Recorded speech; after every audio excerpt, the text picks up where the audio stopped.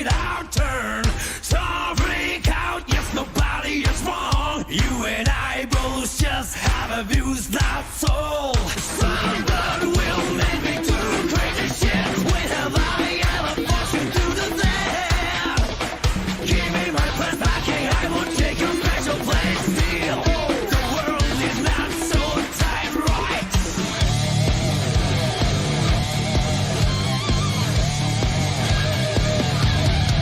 Strike back! Get them out of your way! You don't care if along the way's a little sacrifice! Strike back! Get them out of your way! Don't melt in the world, find you a way!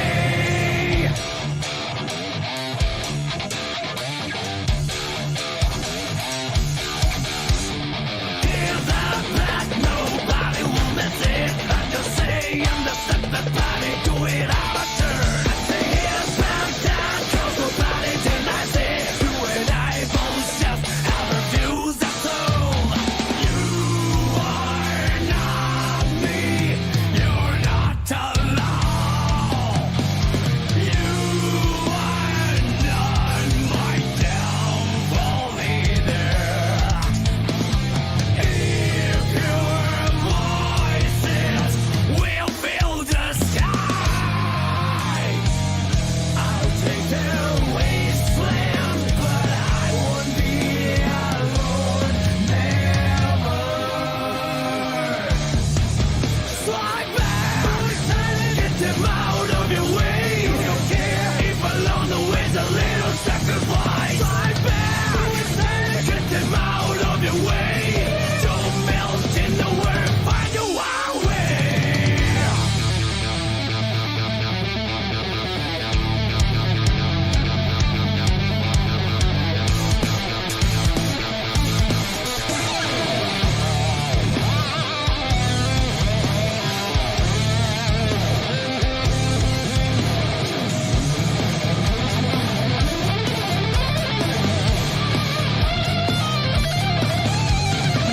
Let's go and step it body, let's go and step it body, let's go and step it body, step it body, step it body. Strike back, get them out of your way. You don't care if along the way's a little sacrifice. Strike back, get them out of your way. Listen to your heart, let the voice in your head. Get them out of your way.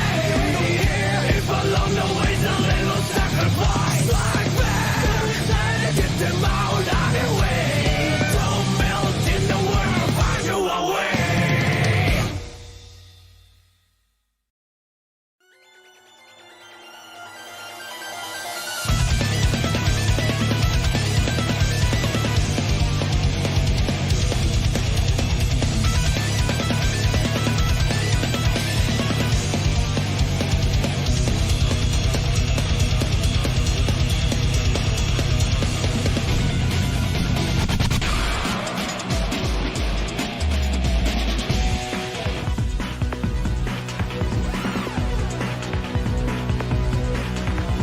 Break yourself inside out. She told me, we know deep down there's no way. Even if I smash the mirror, how do Welcome to the Grand Tour, everybody. We're not actually playing that song today at the front end.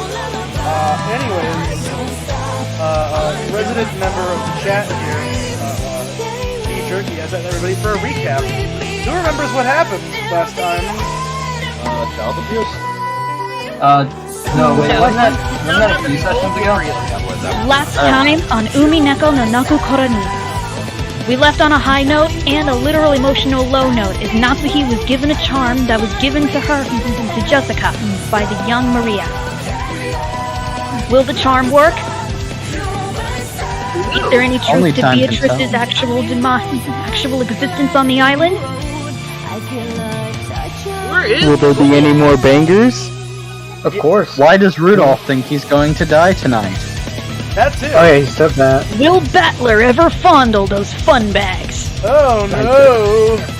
18 or 19 people on the island.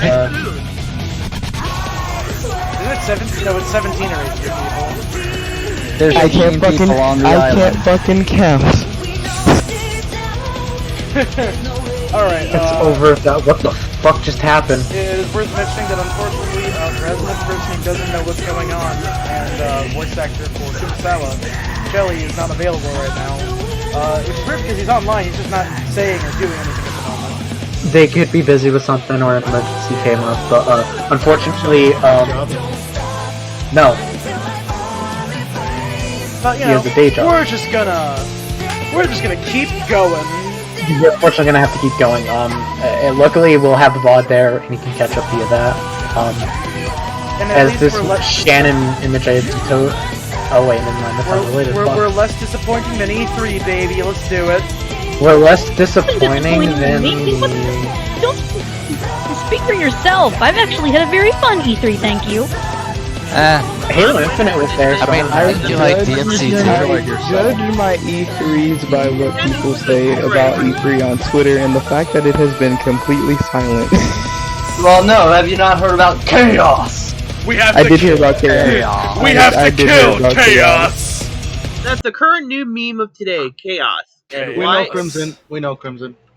We have to Umineko kill. no Naku Koroni is brought to you by Chaos. this Chaos, live reading oh of my Umineko God, when they Chaos.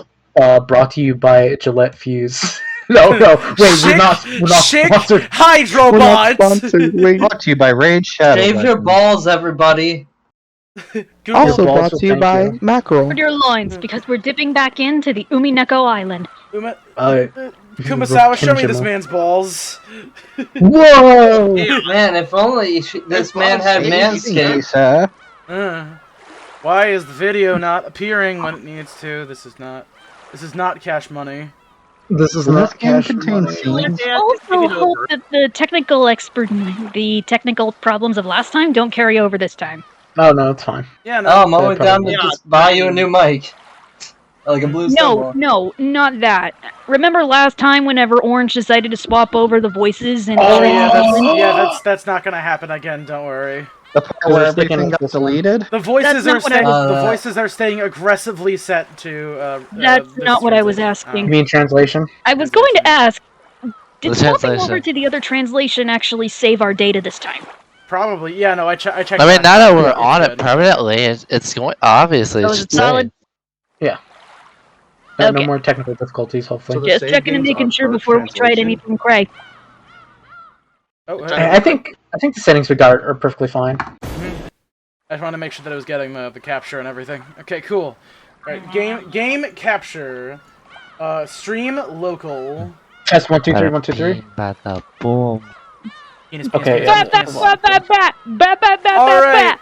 AC, are you ready to have the world's most awkward scene? Oh, Hey, clap. Josh, This is where we start. Chaos reign. Wait, what about me, Zaz? I said no, Joshy, cut here. Yeah, the video starts now. I am. it seems the weather will be. Oh, what the fuck was that? Ugh. It seems the weather will be like this all day tomorrow. After all, Dang. Makes the good weather we had earlier feel like a lie. George Anarchy and I were killing time in front of the parlor television. At that point, Jessica returned. Her face was still blank, but it looked like she'd calmed down a little since we last seen her. Is Maria still in front of the portrait? Nope. Just came back and she's sleeping over there on the sofa. It's getting pretty late for her, after all. Looking at the clock, I saw it was a little past 10 p.m. If we were planning to stay up all night, it was about time to head back to our room.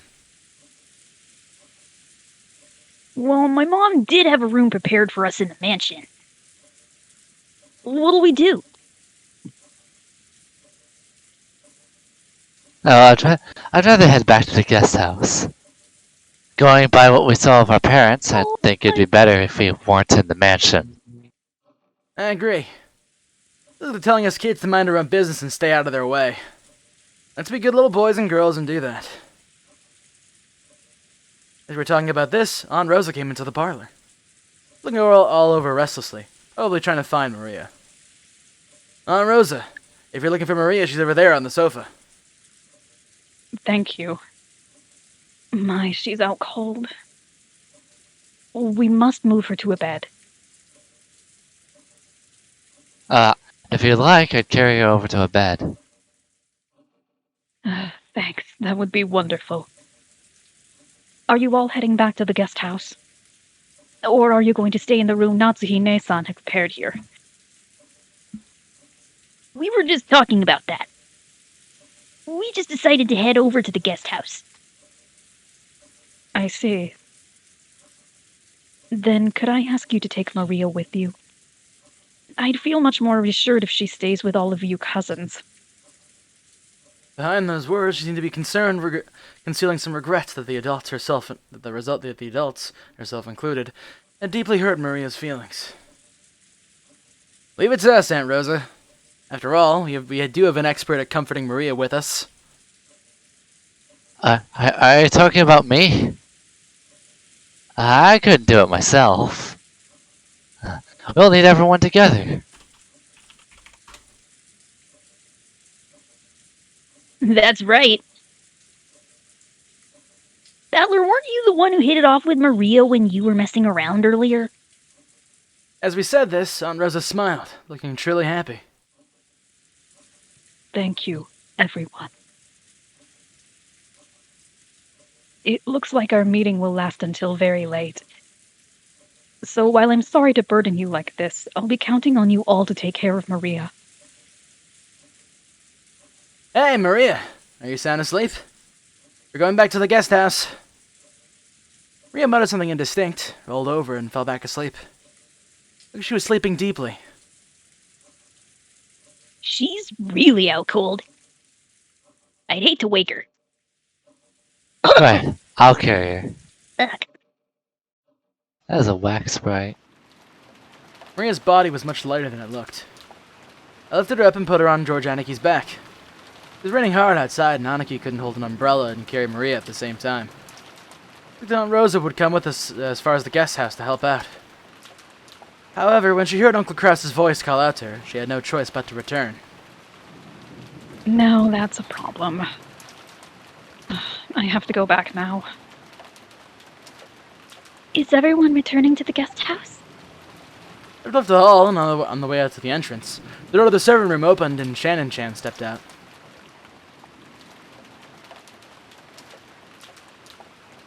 Sorry. It has grown very dark, so allow me to guide you. That would be great, Shannon-chan. George-kun is going to carry Maria there. Could you hold an umbrella for him? Yes, certainly. Shannon-chan brought umbrellas for each of us and a flashlight to guide the way. As we opened the front door, the downpour was quite terrific. We wouldn't have any spare time to take a pleasant walk and enjoy the nighttime rose garden. Aniki, is she too heavy? Want me to carry her? That's okay. I can at least carry Maria-chan. I'm truly grateful. Please take care of Maria. Sure, you got it. Gonna guess this is goodnight, Aunt Rosa. Then I will see them over there and return here. Yes, please. Aunt Rosa watched us leave. Maria, I'm sorry for everything. Rosa's mumbling voice didn't reach the person in question, nor any of the kids. It disappeared beneath the sound of the rain.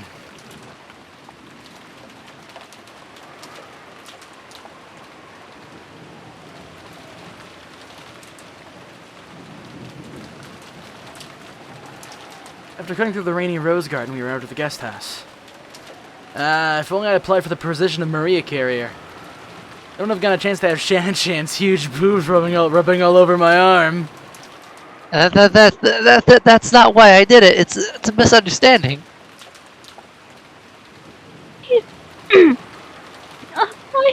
I thought that if I didn't walk like this, George-sama would get all wet. Come on, quit babbling and go in. After being urged on by Jessica, we folded up our umbrellas and went to the guest house. Has anyone gotten their clothes wet?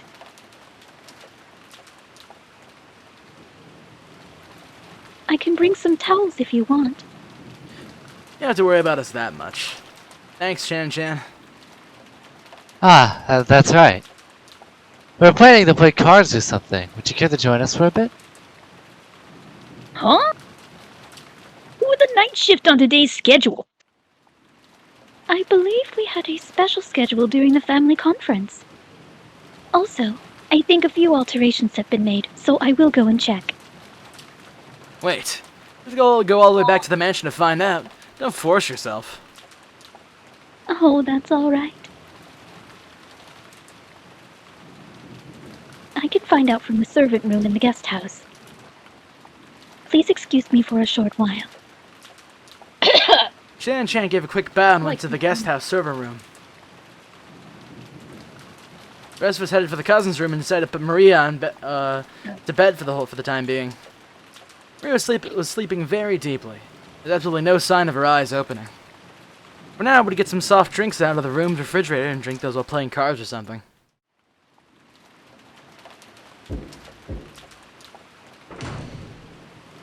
Oh!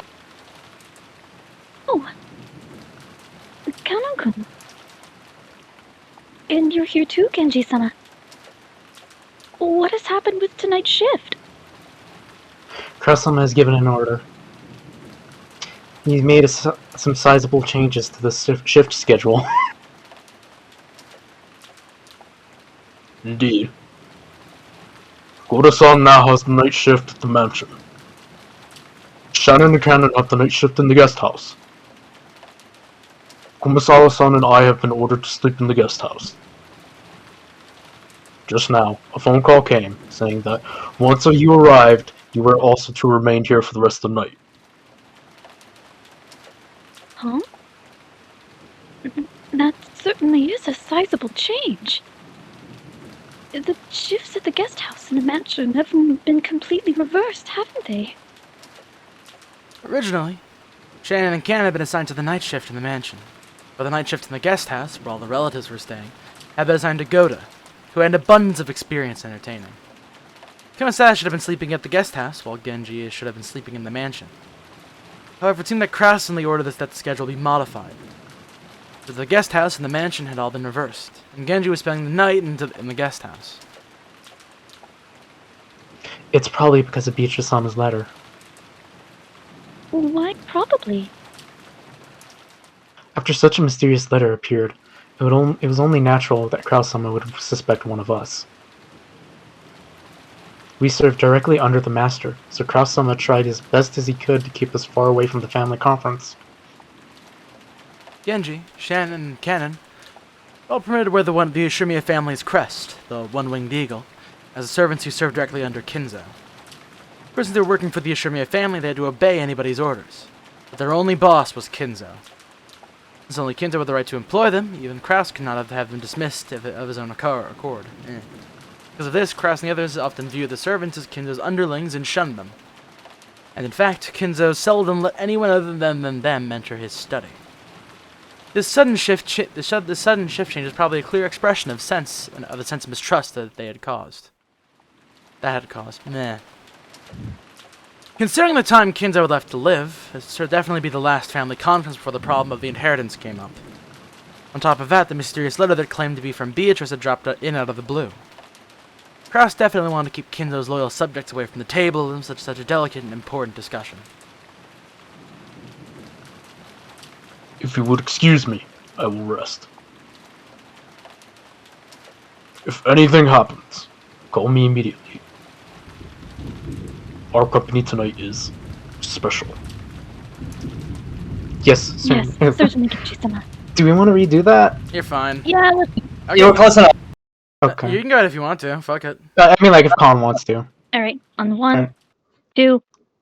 Yes, Yes, certainly. Yes, certainly, Certainly, Genji-sama. Genji-sama. Okay. Here's what you need to do. All right. Do it on oranges 1, 2, 3. Sorry, I apologize. No, so here's what's gonna happen. All right. I'm gonna say that, and then you're gonna take like a half second when I say 1, and then you're both gonna go. All right. All right. All right. 3, 2, 1.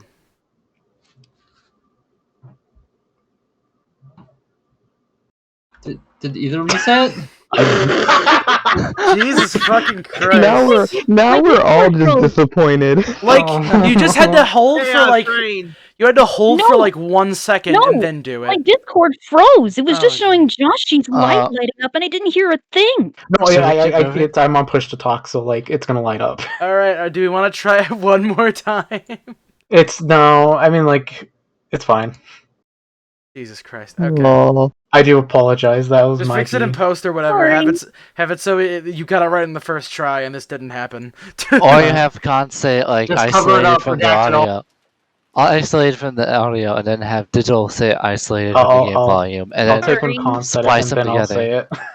Genji Sorry. nodded- That's my That's bad, fine, Con. Con. I fucked that up. That was Okay. me. My Discord froze. I'm sorry.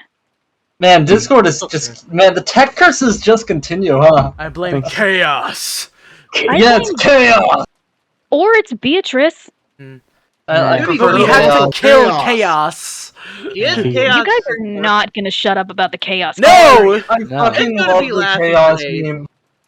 I'll be there, Candace. Oh, dude. Genji nodded back, went back behind the screen, took off his jacket, and slowly began to relax after a day's worth of tension. The ones who just returned now, were they the children? Yes.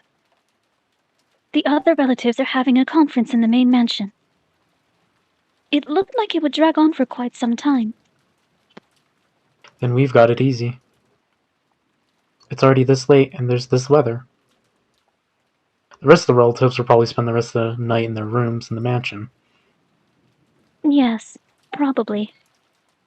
I'm only saying this because Genji-sama isn't around.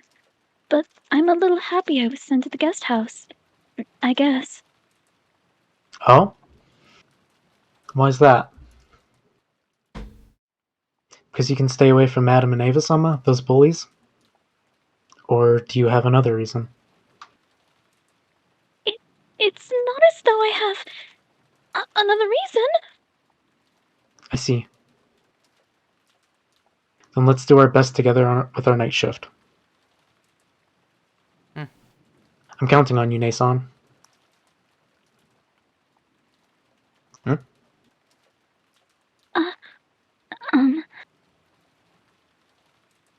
Just now, I was asked to go to the children's room and play with them. Shannon hung her head apologetically, gazing at Cannon's uncertainty. Shannon didn't try to meet her eyes and spoke curtly as he sighed. He didn't plan on indulging his sister. You can't.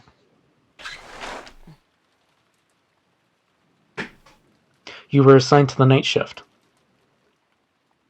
Besides which, it isn't necessary for furniture like us to respond to an invitation to play. You understand that, right? Yes, I do understand.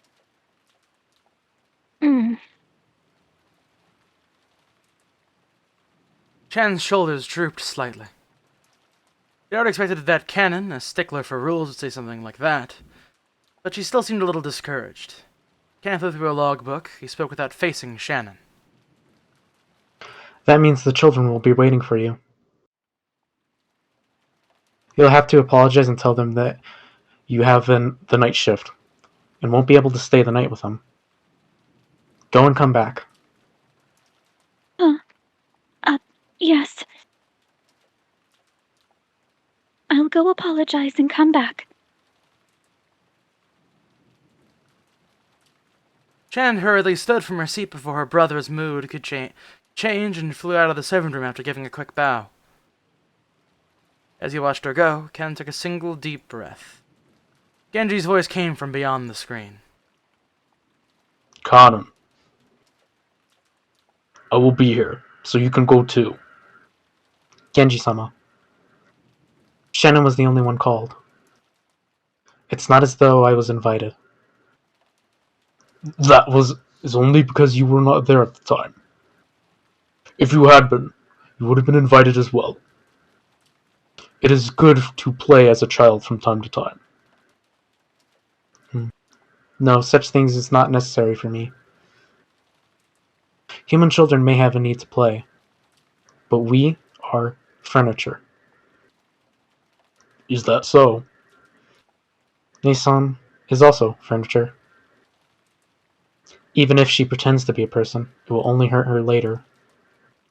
I understand that, so I try not to get too close to people. That's all. Kenji not say anything after that. After a while, he stood up and used a pot of hot water to make powdered cocoa, serving some to Cannon as well. You don't use water for cocoa. Pot. You do it. You do Yeah, in you some do. cases. You do if Yeah, you it's do. bad cocoa. Like Is that for this. real? Milk for it. I had no clue. Dumbass, you're too loud. You wake up Maria. Well, Badler was so surprised that he yelled obnoxiously and scattered his cards everywhere. His voice caused Maria to turn over once, but she soon fell back into a deep sleep. Suzuki gave him a jab and he lowered his voice. Still, seriously.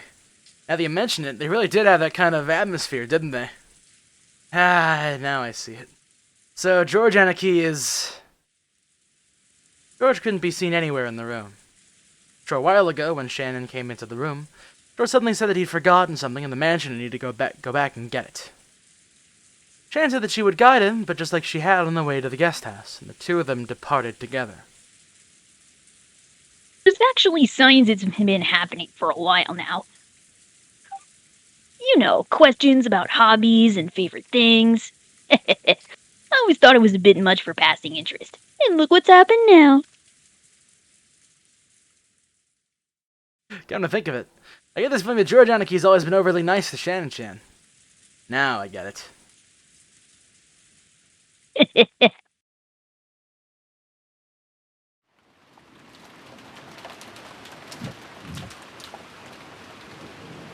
Ooh, pretty.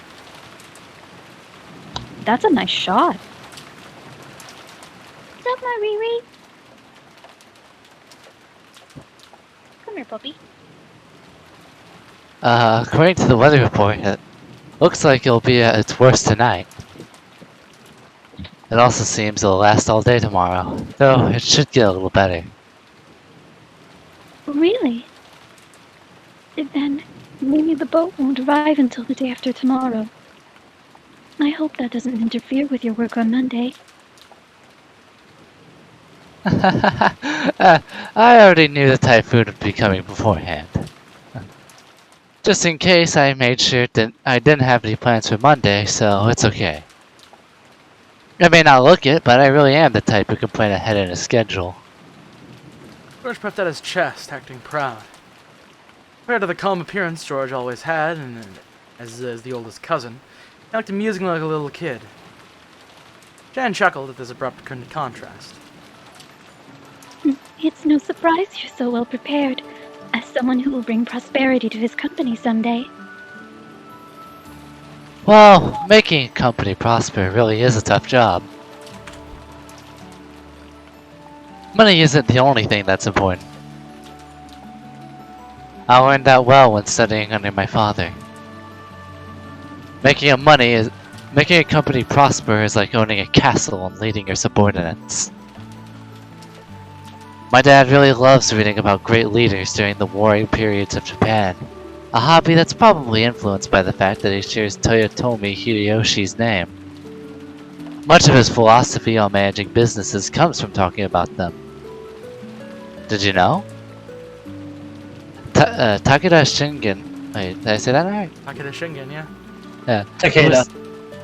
Takeda Shingen, who was feared as the leader of the strongest cavalry corps in the warring periods, started out with his troops in complete disarray. It didn't have the kind of strong leadership necessary to utilize them well. Is that true? That's a little unexpected. In order to unite his troops, Shingen showed his excellent leadership in many ways. For example, when a soldier succeeded well in battle, he would immediately honor them with a medal. Normally, this kind of thing was put off until after the war, and they were all awarded at once. He continued this diligently while in the field of battle, and immediately showing his appreciation for his troops' military exploits motivated them in an extremely significant fashion. Also, whenever one of his troops was brought down by an illness, he would be the first to rush up to them and care for them, and so on. Takeda Shingen wasn't just the man who led the strongest cavalry corps in the warring period. He was the person who cared the most for his troops throughout the warring period. And because he was the kind of person, all of his troops went alongside him. That's my line. Oh, wait, my bad. And because he was that kind of person, all of his troops went along with him. The truth was, Shannon heard this story several years ago. But whenever discussion of his father led to this sort of topic, George would always glow and look like he was having a great time. So Shannon just smiled without interrupting, and urging him to continue. Of course, in a capitalist world, money determines both your strength and the height of your fortifications. But you can't build up a castle or succeed in war by yourself. Such things can only be accomplished with the support of many subordinates, by borrowing their strength. After understanding this, when I look at my father's back, I realize how immature I am. I can clearly see how much competition he had to overcome before building up all he has now.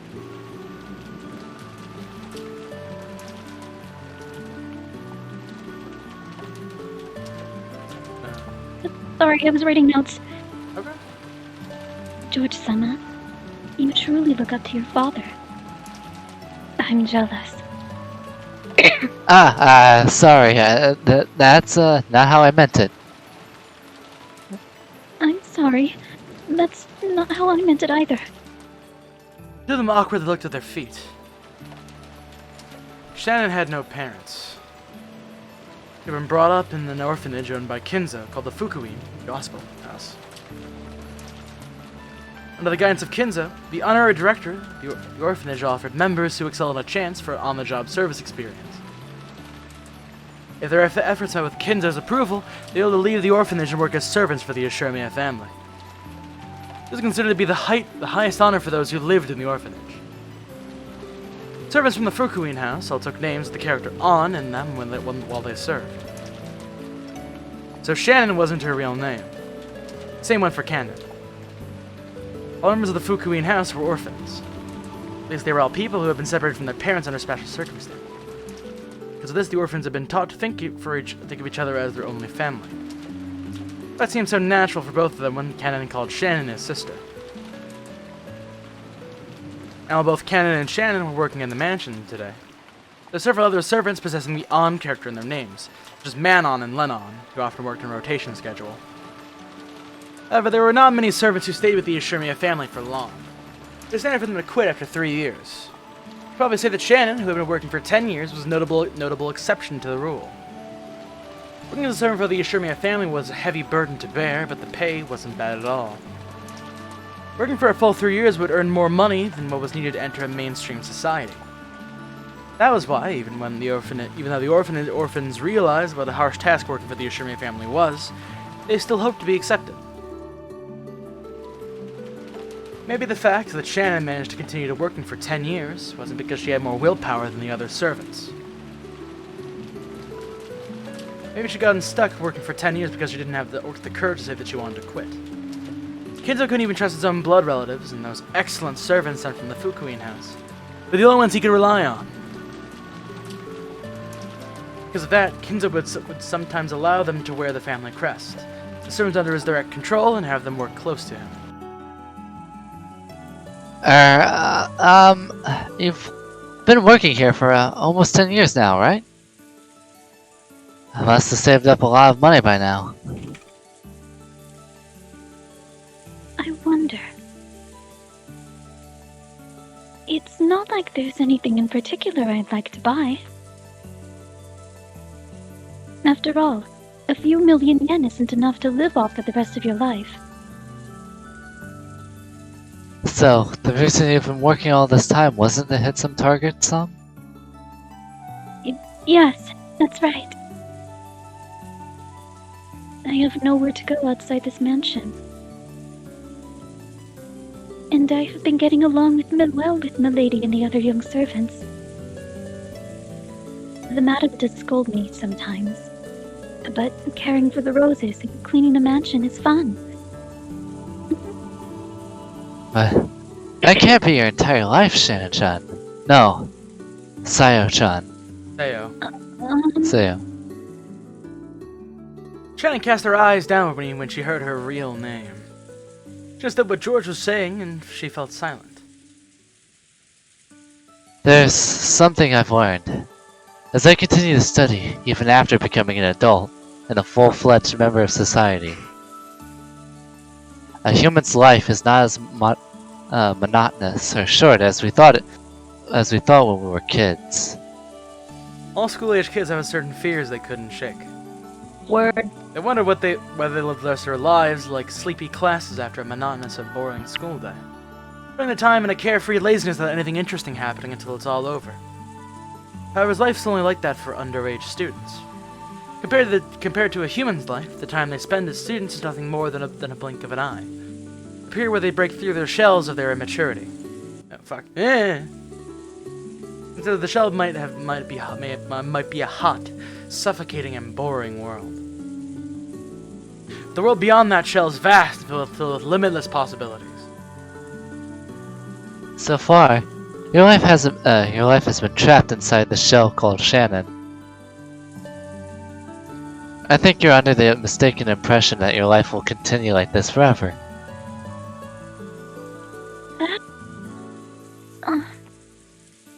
Shannon couldn't deny those words. She didn't harbor any clear doubts about her lifestyle. Since she never had any hopes or goals for changing herself, she'd lazily continue living the way that she always had. And if asked whether this life was satisfying, she wouldn't have been able to nod. She had been intentionally averting her eyes from the truth. Without George's admonishments, she would have continued pretending not to notice her real life slipped away bit by bit, neglected.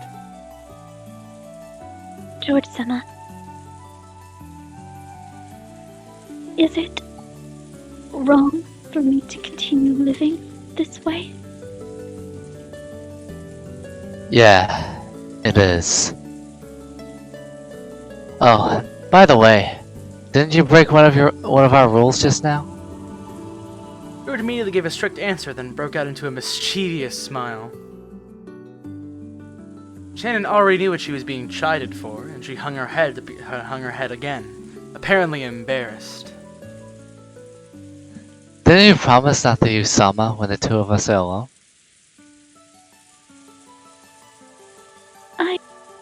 I couldn't obey that as a promise. But if it was an order, I would have to obey it.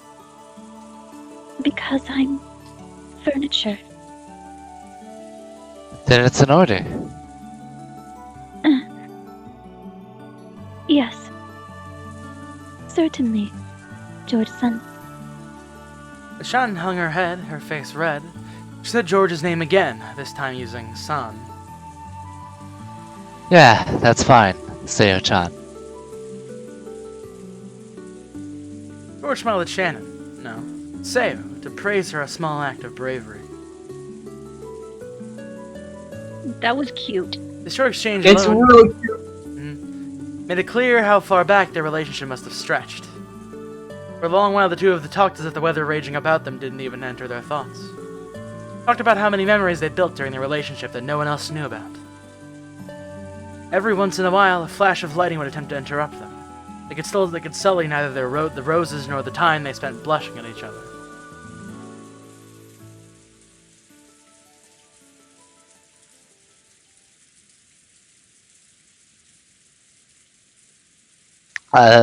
That's right. I have something that I wanted to show you. What could it be? George, who had been speaking eloquently, suddenly started to stutter. Watching him, Shannon seemed to guess something. George timidly searched through his pocket. Something got caught in the depths of his pocket, just like the stuttering George. And just like the stuttering George, it took a little while to get it out. It was a very small box. A small box covered in a deep blue velvet. That peculiar shape was enough to tell anyone what was resting inside. Shannon prepared her heart somewhat, certain beforehand this was what he'd been planning. But even so, when she actually saw it, she couldn't avoid blushing once more. George opened the small box, took something out, and held it out for Shannon to take. I want you to take this. I couldn't accept something so valuable. You can't take it? That's not... I'm unworthy of such a thing. Sayo. This isn't a request. It's an order. Okay, that's kind of fucked up. Take this ring. Okay?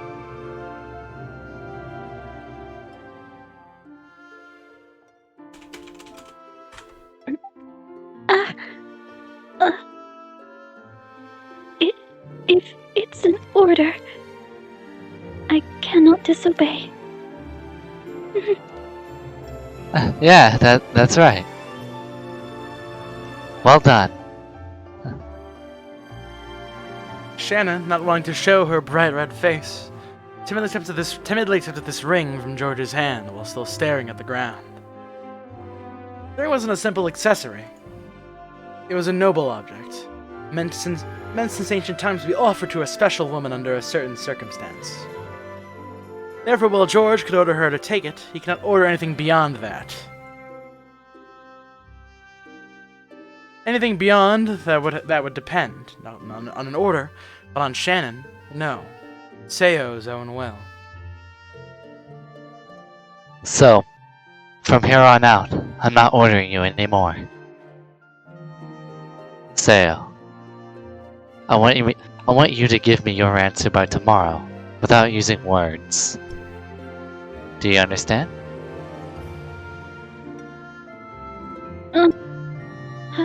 How should I? I won't order you any further, so this isn't an order. But a ring is something you put on your finger after all. If you like it, you can just put the ring on any finger you choose. Shannon had only pretended not to know. She understood what he wanted her to do. She was standing at a huge crossroads of her life. Oh, look how late it's gotten. Let's call it a day. George turned away from Shannon. I'm yawning. Ugh. George turned away from Shannon, acting just a bit bluntly. I could probably order you to wear it on your left hand. You might be timid and dependent enough to actually obey that kind of order. But I want at least this last step to be done by your own will, Sayo. Understand? Yes. So, that's my order. I want you to think about it well tonight and show me your answer tomorrow. Mhm.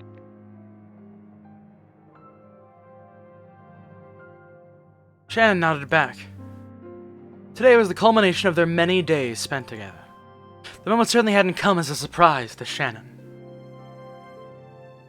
Well, we should be getting back to the guest house soon. If we take any longer, we'll make everyone worry about us.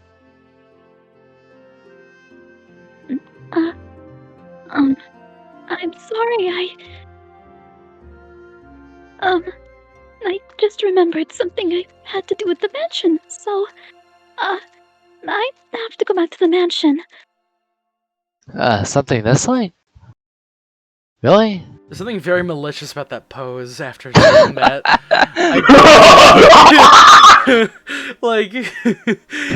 It reminds me It's the so glasses much. fog over, eyes I drooping. don't know why, but it Where reminds you me of go, it reminds me of a bitch. certain character from Persona 4 that it gives me a certain energy that I just can't describe. Have you ever known what happens when someone has their heart Wingardium Leviosa? Oh god, I can see his his eyes beneath his glasses, and his right eye, on our right. No, wait, on his right. It looks weirdly out of place. Oh jeez. George stared into Shannon's face as he laughed mischievously. He definitely saw through Shannon's lie. However, when he saw how she felt, he could sort of understand that she might be embarrassed that she didn't want to be alone. So, because George realized that meaning behind Shannon's lie, he accepted it.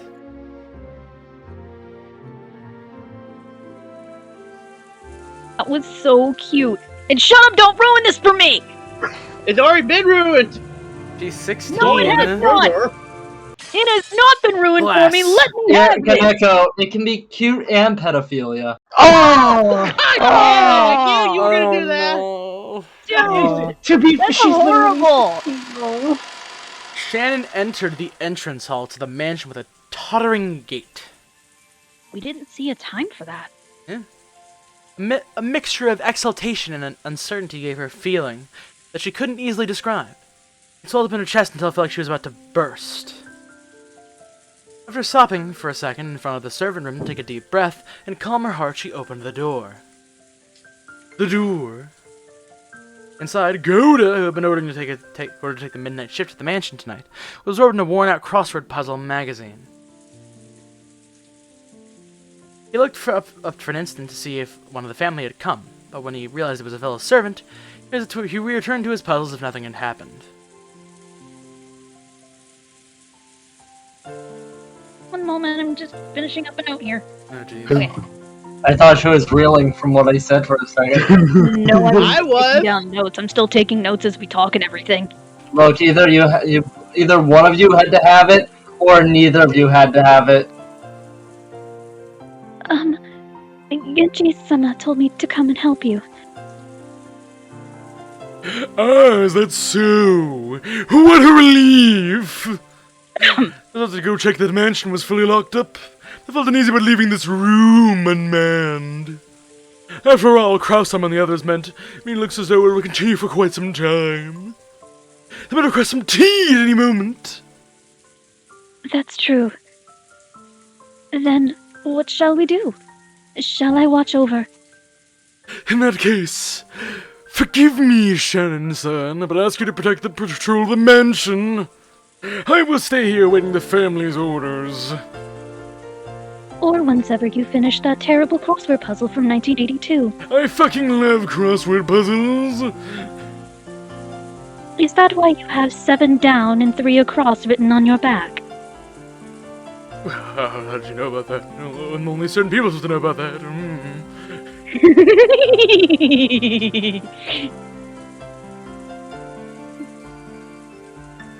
Yes.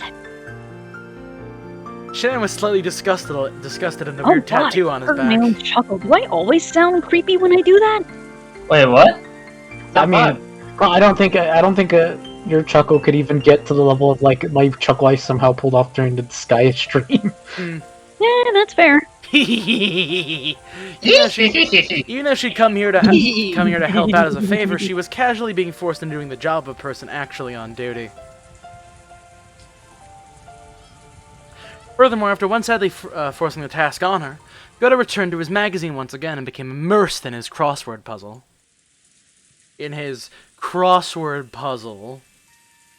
Shannon bowed her head as a token sign of respect for her elder, and left the room to patrol the mansion. Thanks to her being a bit ticked off, she managed to suppress that floaty feeling she'd been having until just now. And anyway, she couldn't let Genji or Ken see her looking like this. A little time to herself until her heart calmed down, so maybe going on patrol wouldn't be so bad. Began to hear the tumultuous voices of the family discussion coming from the dining hall. Someone was speaking at a great length, only to be interrupted by somebody else.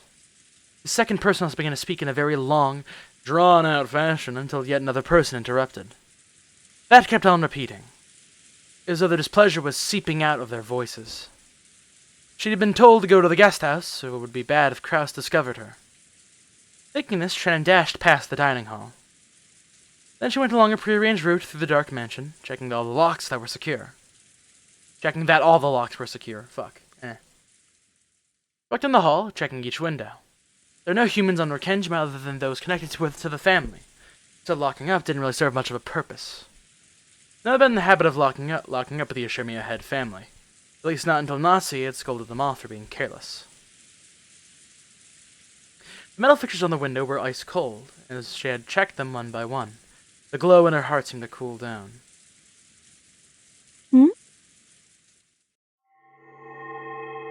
Oh shit! A butterfly? A golden butterfly. That was one magical looking butterfly.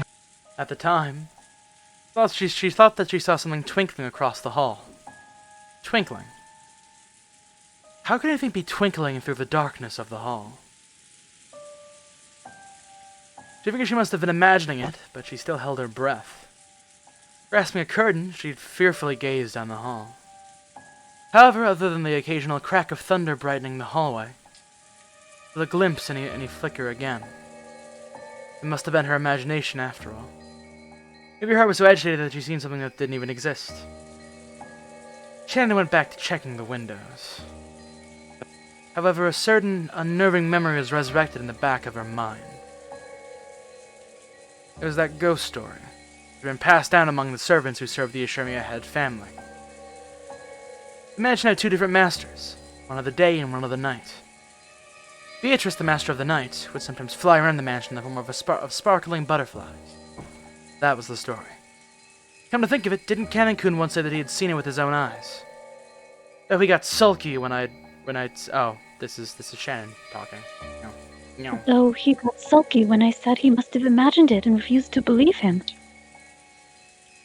Could it possibly be true? The roar of the thunder gave no answer.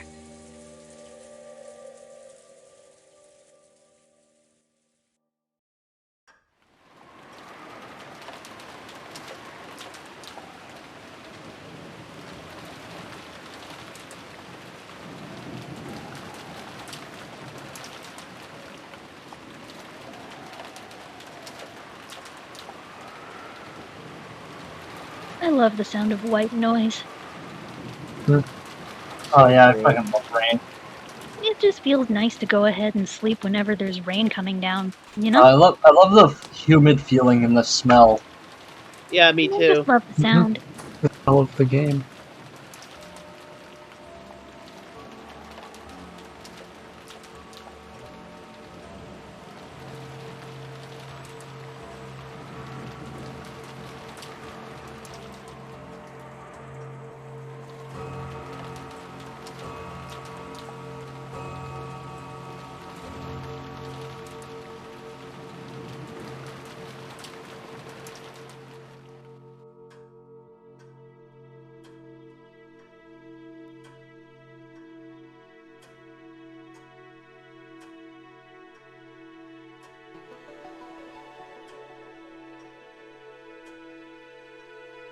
Ow, Riri. Come here.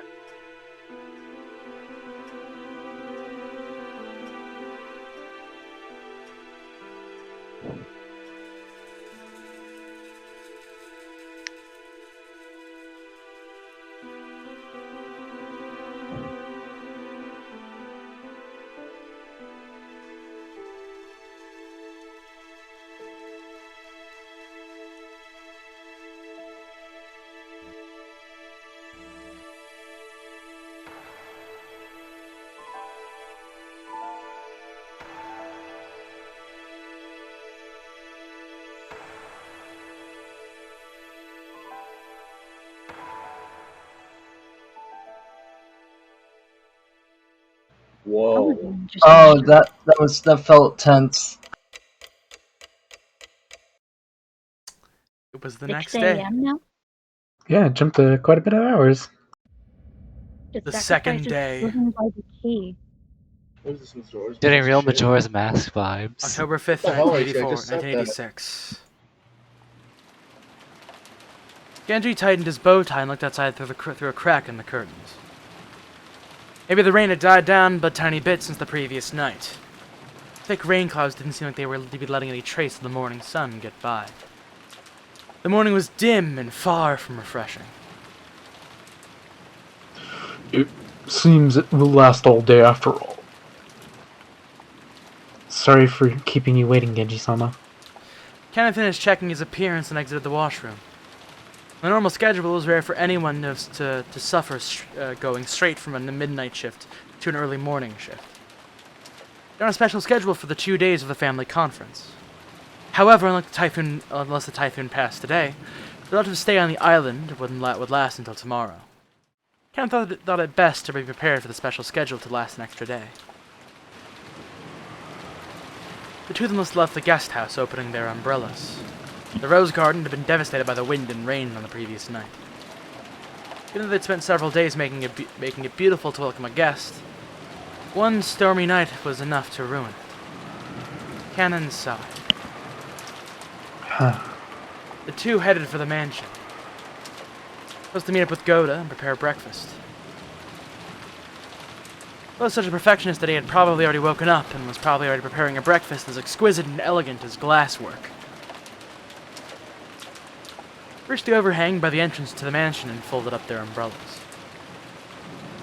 Genji took a bundle of several keys from his pocket and unlocked the front door. The Ashurimiya family mansion was the only thing on Rakenjima, so in the past they had been in the habit of locking up. However, Natsuhi had ordered the mansion to be locked up from midnight to early morning.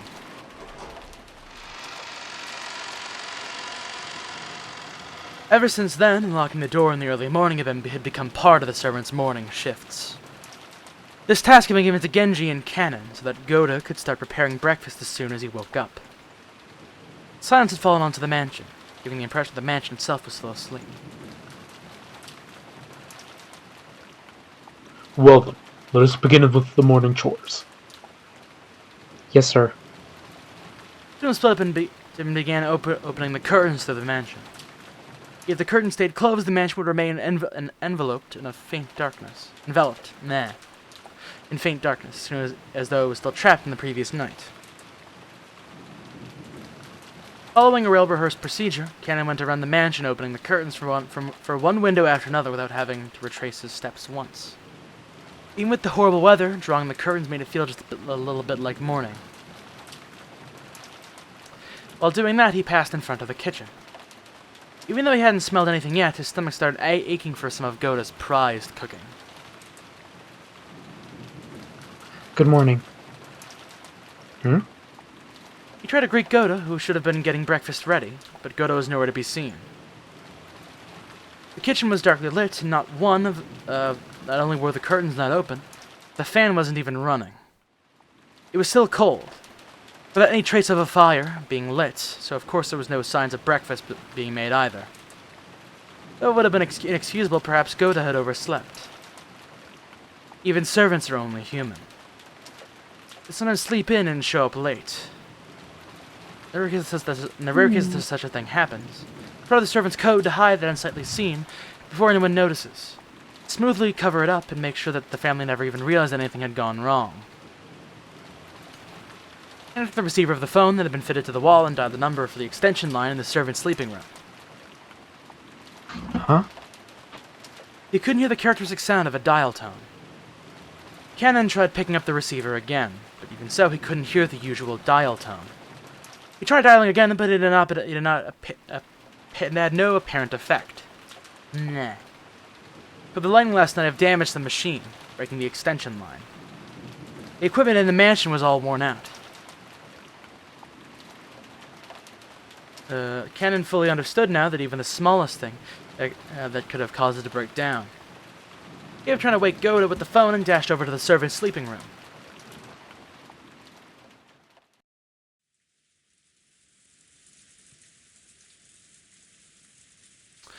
How long had it been since I stopped? Oh, nope. This is Natsuhi, actually, I believe. Second, I'm finishing up a note here. Okay. How long has it been since I stopped sleeping and started lazily staring up at the ceiling?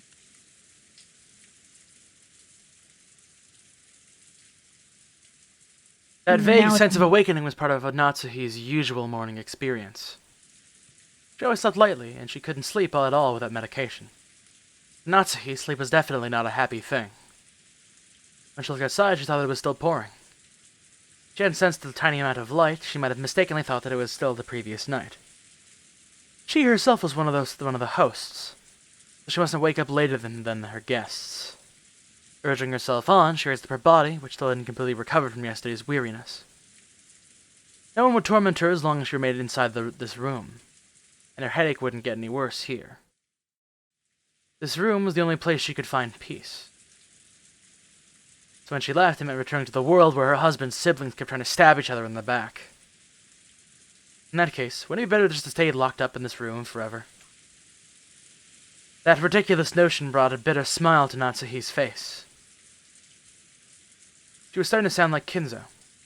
Though she often complained about Kinzo staying locked up in his own room and refusing to attend to everyone else, the truth was that she longed to do the same.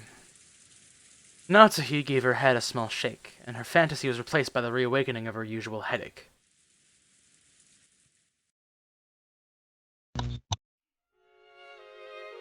When she reached for the doorknob, trying to leave the room, her hand touched the scorpion charm that had hung from it before going to sleep the previous night. It was Maria's charm, which Natsuhi had received from Jessica. Didn't Jessica say something about having the power to repel magic? Telling her to hang it from her doorknob. Maybe it was thanks to the charm that at least the room had been protected from the malice of her husband's siblings. As she thought this, her mood began to get a little more cheerful. Sorry, I'm good. I wonder if I have Jessica to thank for the little bit of peaceful sleep I managed to receive. Then Natsuhi remembered. That's right. It's you. That's right. Last night I promised Jessica that I'd give her a charm of my own in exchange for this one, didn't I? Natsuhi opened a drawer in the dresser and took out an antique accessory case that she had treasured when she was a child. Inside, there were many small objects that Natsuhi had thought were valuable at the time. From amidst those, she pulled out a red pouch. It was a small, round mirror about 10 centimeters across. It looked quite old, but the design on the back of the mirrors was very ornate, and it felt like something with historical value. The very least seemed much more authentic than the other charm, which looked like a plastic scorpion keychain.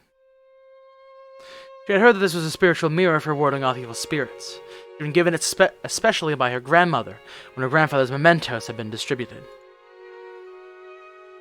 It had been believed since long ago that a strange power resided in this mirror. Perhaps people thought it could reflect calamity and malice in the same way it reflected light. Natsuhi returned the mirror to its pouch. That would be a fitting object to hand over to Jessica.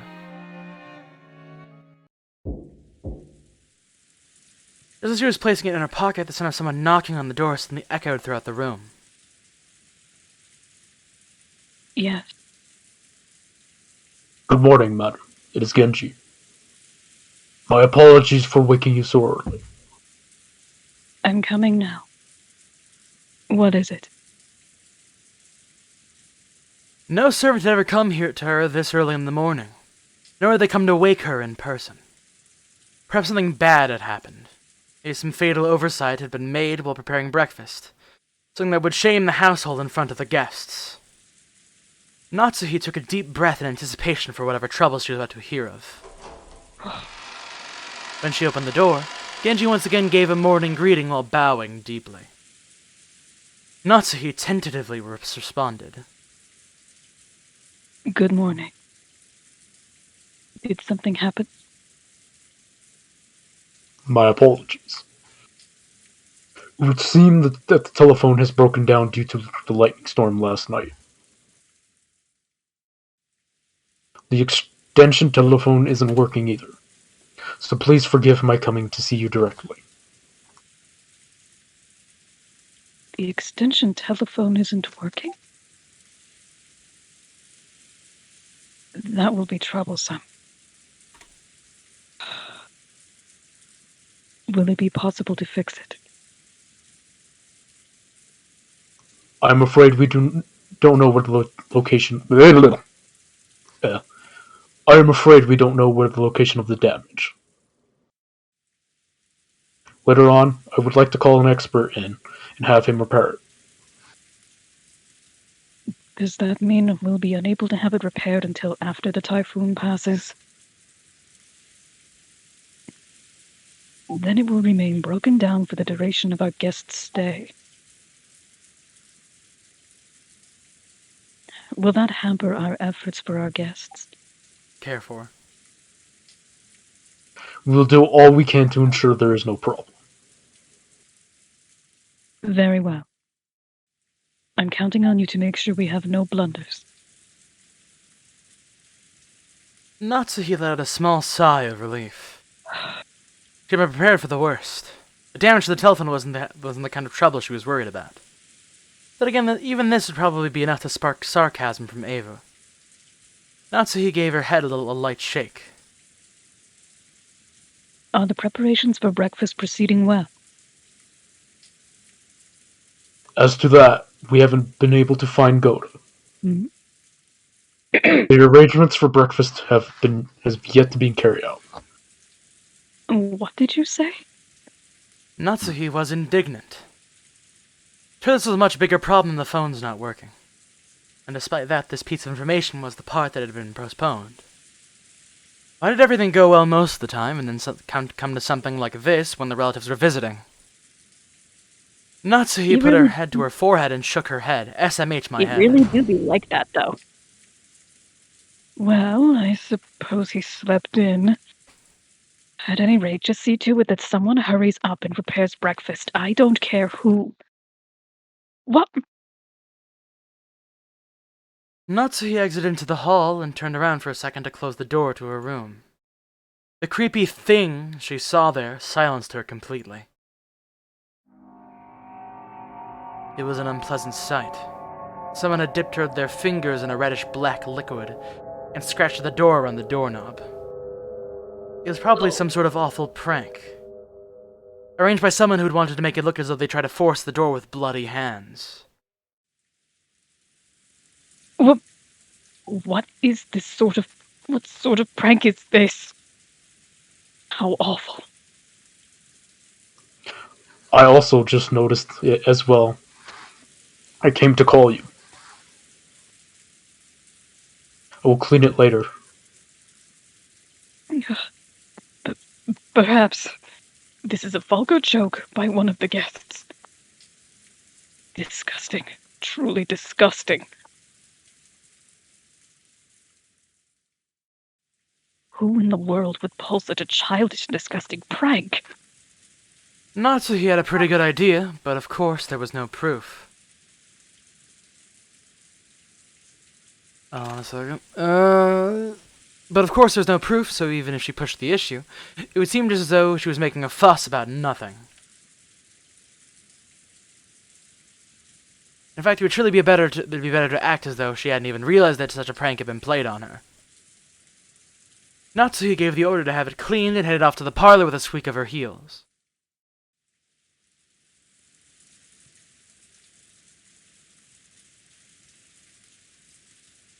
When Natsuhi and Genji arrived in the parlor, Ava and Hideyoshi were already there.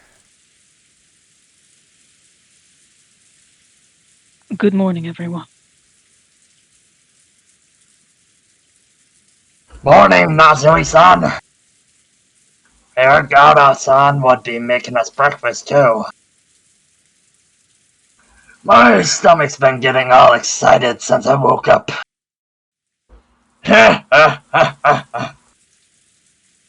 After all, it seems food is all you can look forward to with the head family household. I'm pleased to see that you two are in high spirits so early in the morning, Ava-san. With a weird expression, Natsuhi returned to Ava's gaze, which was fiercely competitive despite the early hour. Then Cannon jogged in. After bowing an apology to the relatives running inside the mansion, he noticed Genji and told him something in a small voice. Kana, have you still not found Goda? My apologies, madam. I went all over the inside of the mansion and the guest house, but I still haven't found him. Where in the world has he gone? At any rate, breakfast is a higher priority than finding Goda right now. See to it immediately. Yes.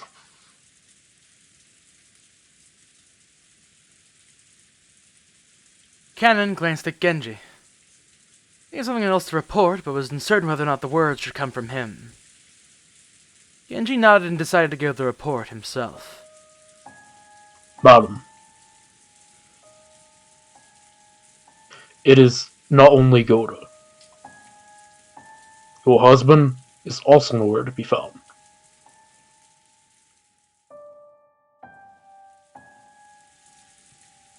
My husband. Yes. Even before visiting you, I went to his room to tell him breakfast wasn't being prepared, but I did not find him there. Furthermore, he is not the only one missing. Rudolph Sama and his wife and Rosa Sama are nowhere to be found.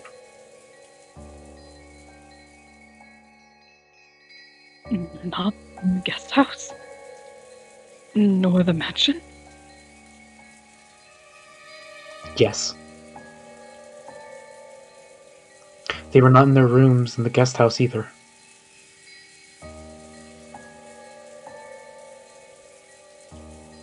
But sure that Goda alone was missing, should assume that he had slept in and was loafing around somewhere.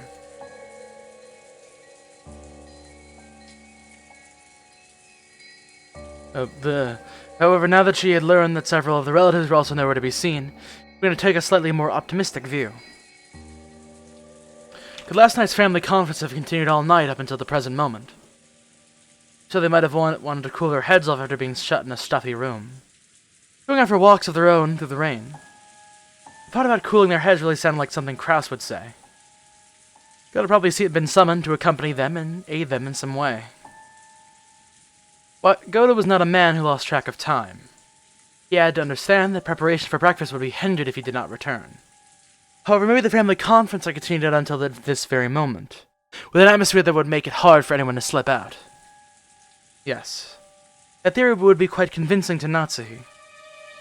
Remember the illusion that she had felt that morning, as the previous night never ended. And she learned that this feeling wasn't just an illusion, she once again took a deep, weary breath. After all this, that banquet of filthy vultures circling Kinzo's property was still going on. Perhaps they are still discussing the inheritance somewhere in the garden, or maybe the beach. At any rate, if we don't call Goda back, we'll never be able to begin preparations for breakfast.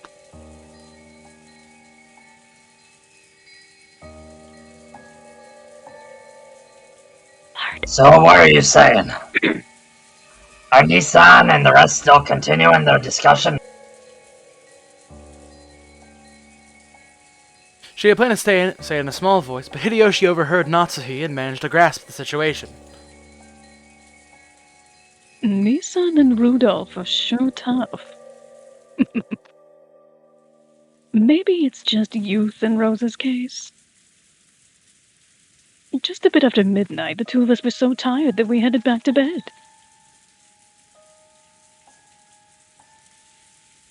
Though I do remember that Nissan and the rest were still having a heated discussion at that point. Men certainly are unpleasant when they get all fired up. Natsuhi snorted, her face still blank. Canon, lurch outside. If you find Goda, tell him to return immediately and begin preparing breakfast. Certainly. Hine-san, we don't know for sure that they're outside, do we? Could they also be inside Father's study? I see. That's certainly a possibility.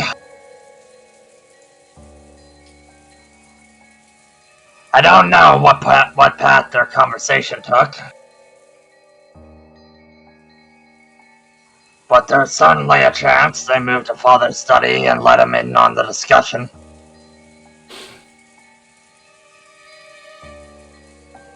I can't imagine that Father would willingly let them bring such a detestable topic into his study. You really think so? Well then, there's nothing we can do. I'm sorry, Genji-san and Kanon-kun, but could you search outside? It wouldn't be that strange for Nissan to suggest that they go outside for a walk to cool their heads. Even in this god-awful downpour. Even in this weather. Holy shit. You're fine. I'll go to... I know, but I didn't think that was actually going to be like the line. This writes itself. No joke. I'll go to Father's study. Who knows, they might actually be there after all. Ava-san, I couldn't ask a guest like you to exert herself, so... I will go. I can also wish him a good morning while I'm at it. Oh, then I'll leave it in your hands. Though I somehow doubt he'll return your greeting. Natsuhime-san, have you always been on such good terms with Father? I don't know whether you could call it that. But I am sure I have gained his trust as the wife of the successor to the Yoshiromiya family. Then I'm sure he'll at least answer you, right? I'd like to at least have breakfast with Father. Do you think you could convince him to come down and join us? It seems that he thoroughly despises the rest of us, but I'm sure he'll listen to you if he trusts you that much. After speaking so boldly, if you're unable to convince Father and come down alone, then I doubt you'll ever be able to claim that you've earned his trust again.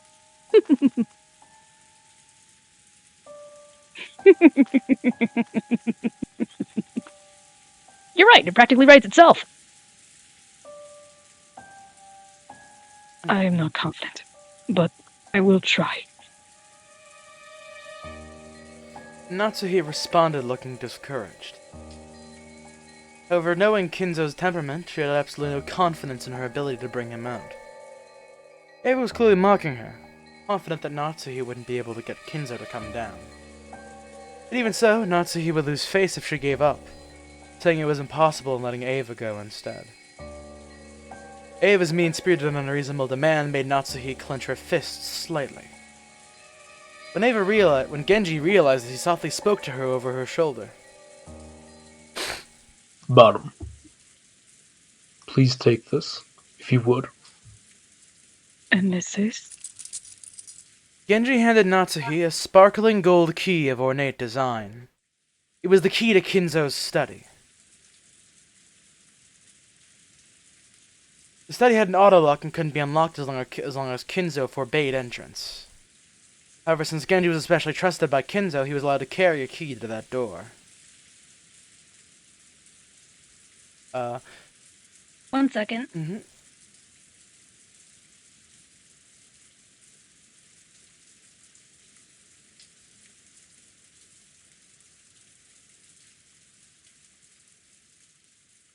Sorry, I was writing a note. That's fine. But if this key is used, won't you also receive the blame?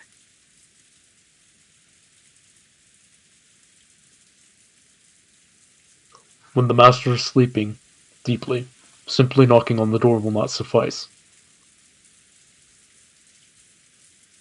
And it would be more difficult to persuade the master to leave his room if you must talk through the door. Please, use this. Genji. Until now, Natsu had thought of Genji as a cold servant, who wouldn't do anything for her, since he worked directly under Kinzo. But she would have to alter her understanding of him. She wanted to communicate her gratitude, but by then, Genji had already turned his back on her and was walking down the corridor with Cannon. As Natsuhi watched them go, the words directed at her, followed from behind, were sneering. Well, then, you must bring father with you, okay? After all, it's his son's precious wife who's asking. I'm sure he'll listen to you.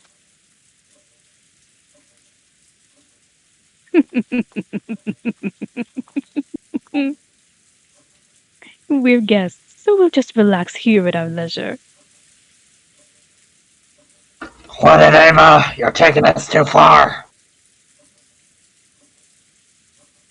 Sorry, not to son, but we're counting on you to deal with father.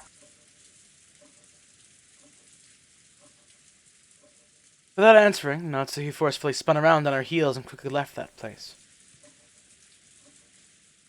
God, I love that bitch.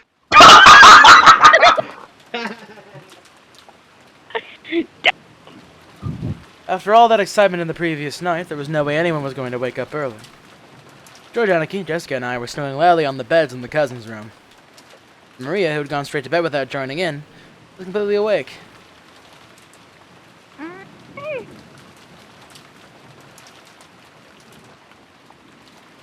She rubbed her sleepy eyes and looked around. She noted the loud snoring of the other three cousins. For a while, Maria had to think about what had happened. After that, she realized that her mother wasn't with her, and she quickly got lonely. Maria left the cousin's room, trying to head out to the room that had been arranged for her and her mother. Paying to the three who were sleeping soundly, she slammed the door shut. In response, Battler mumbled and rolled over in his sleep. It was enough to wake him up. After a while, Maria returned, once again opening the door with a lively bang. When she left the room, her face had been sleepy, and now that she was back, she looked irritated. After that, she climbed up on Battler's bed, which happened to be the closest, and started yelling and jumping on it like it was a trampoline.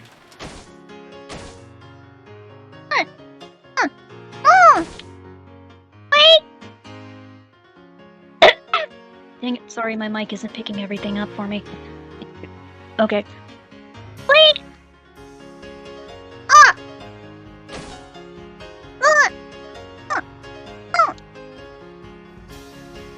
What? This is an enemy raid! Surround them! Making sure I was awake, Maria moved over to Georgianiki's bed and started jumping on that, too. In that manner, the three of us were all greeted with an extremely pleasant awakening. Thanks for waking us up, Maria-chan. You stopped us from sleeping in after that late night. If only you could have been a bit more gentle about it. George Nissan, you really are an adult. I respect that. I secretly hate it. You should be ashamed of yourself, but still love it. It'll be 7 o'clock soon! Well, it's not really a bad time to wake up. Oh!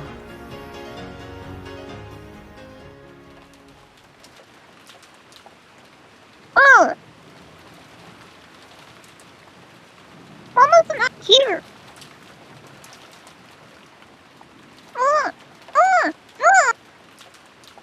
Aunt Rosa?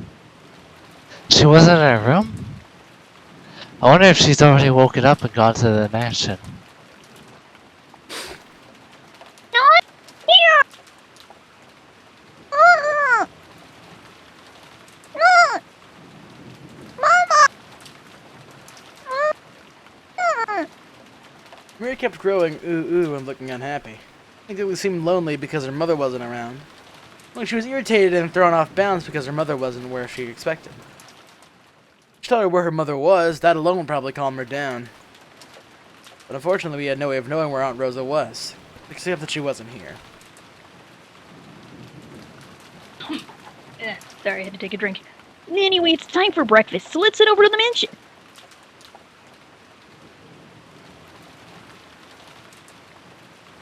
That's right. Maria, let's go to the mansion together, okay? I'm sure Aunt Rosa will be there too. Oh? Mama's in the mansion? Then I'll go there. Yeah, I guess we should go to the mansion. My parents have probably already gone there. Maria regained her usual composure so completely, her earlier tantrum now seemed like a lie. She got dressed, left the room, and headed for the mansion.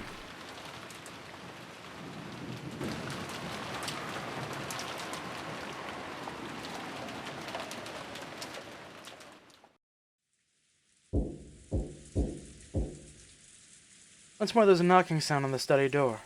There was no answer. Betting a $5 that there's actually gonna be a body. He seems to be sleeping still, and I could not wake him. If she went back downstairs and something like that, Ava would probably be amused and triumphant.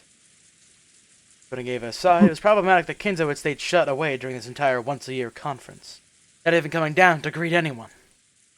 Even the family head, no, especially the family head, couldn't fail to make an appearance. I wonder if I can convince him myself.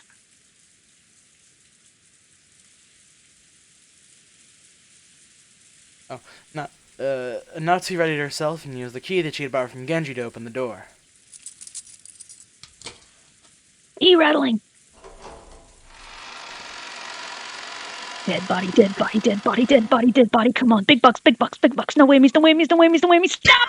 Even though she prepared for the sweet stench which seemed to eat into one's brain as it poured out the small crack in the door, she couldn't help but grimace.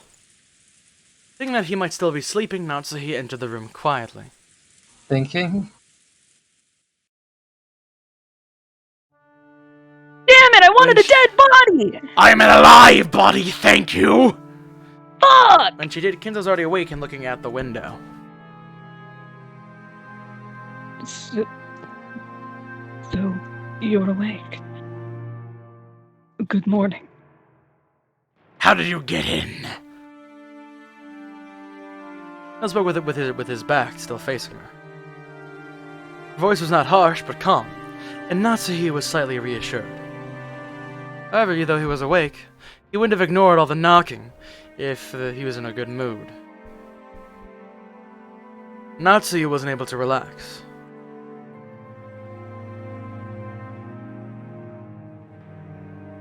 My sincere apologies.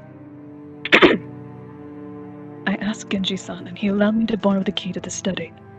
Oh, Genji did.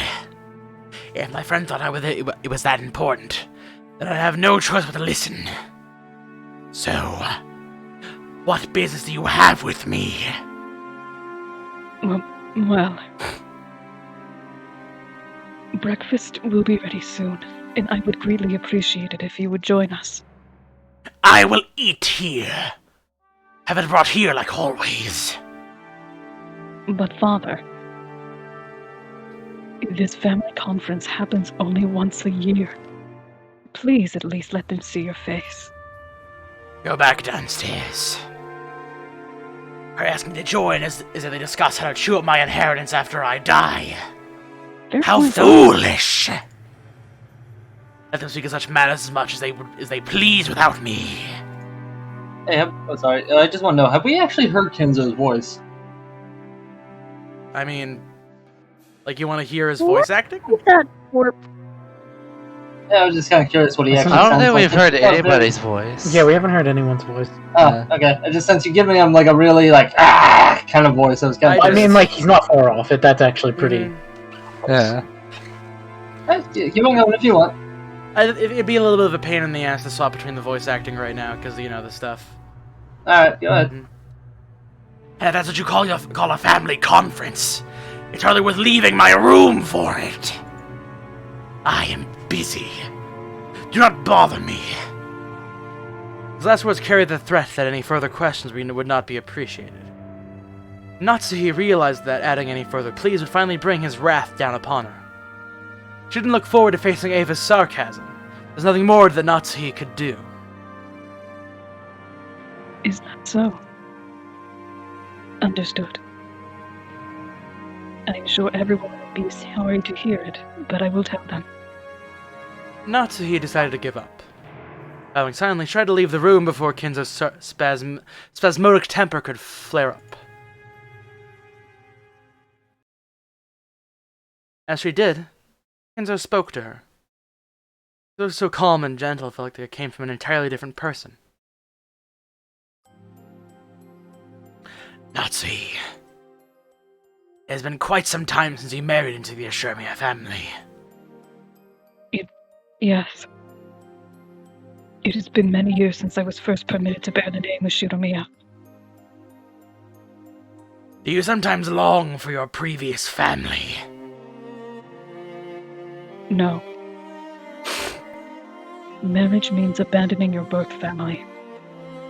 I am Ushiromiya Natsuhi. The Ushiromiya family is the only family I can come to. The only one I am fond of. He truly wasn't exaggerating. Such was the resolve that she had felt whenever she applied the Ashurmiya family name to herself. Precisely why she was so saddened when her husband didn't treat her like an Ashuramiya, leaving her to race about in vain. If Cross were a woman, and you his husband... No, I won't say that. What do you mean by that? Father. Natsuhi was shocked. If Kinzo's words were just now what they seemed, it had more than enough to make up for all that she had suffered up to that point. Forget it! The nonsense of an old man. Kinzo once again faced away from her. Well, forget about it, but Natsuhi couldn't help the feeling of warmth in her heart.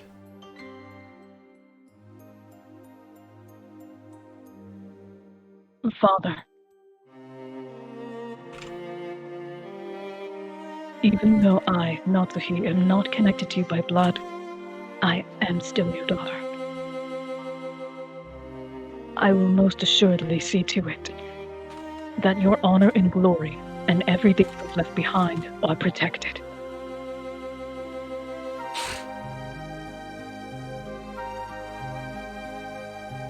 You don't have the right to wear the one-winged eagle. However, the one-winged eagle is surely engraved upon your heart. That is irrefutable proof that you are my blood relative. One will inherit the glory of the Ashurmiya family. Some will sneer there is no eagle on your clothes. But such words are not worth lending an ear to. Only those who hold the eagle in their hearts are my true blood relatives. And I consider it an honor that you were welcomed into the Ashurmiya family.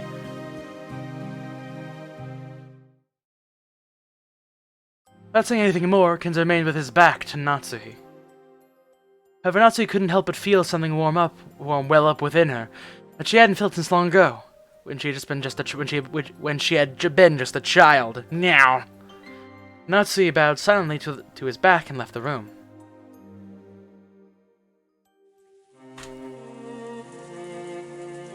Ah, good timing. How is father?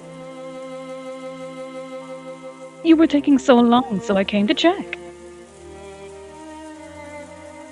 When Natsuhi left the study, she saw Ava climbing the stairs, and their eyes met. Ava was smirking unpleasantly, thinking that Natsuhi would leave grudgingly after failing to convince Kinzo.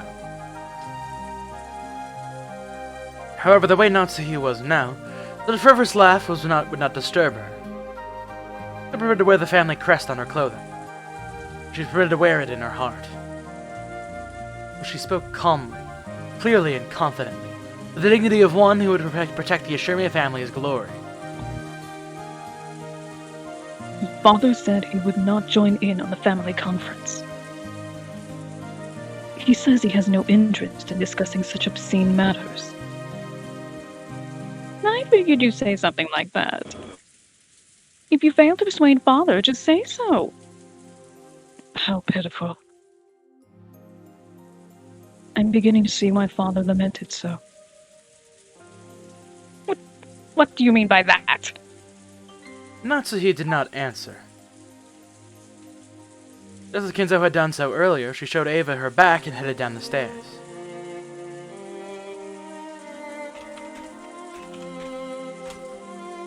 Ava finally realized that she was being made fun of, that something that had happened so quickly to quickly bolster Natsuhi's confidence. Even so, she apparently didn't have the courage to risk Kinzo's wrath. Unable to even knock on the doors, she could only click her tongue, make a motion as though scratching at it, and follow after Natsuhi. So, were Nisan and the rest there? Did you ask Father about them? I didn't get the chance to ask, but they were not inside the study. Father would never let them into his room to discuss such a lowly topic, so it is unlikely he knows where they went. Let us go downstairs and wait for the servants to return from their search. Breakfast may be late, but how would you like some tea, Ava-san? That would be fine. No, bitch said she can't bitch. Ava couldn't hide her confusion at this complete indifference in Natsuhi's attitude. She was acting so boldly, and while Ava hated to admit it, she even had a sense of dignity about her. Without finding fault with anything, Ava could only follow Natsuhi back to the parlor.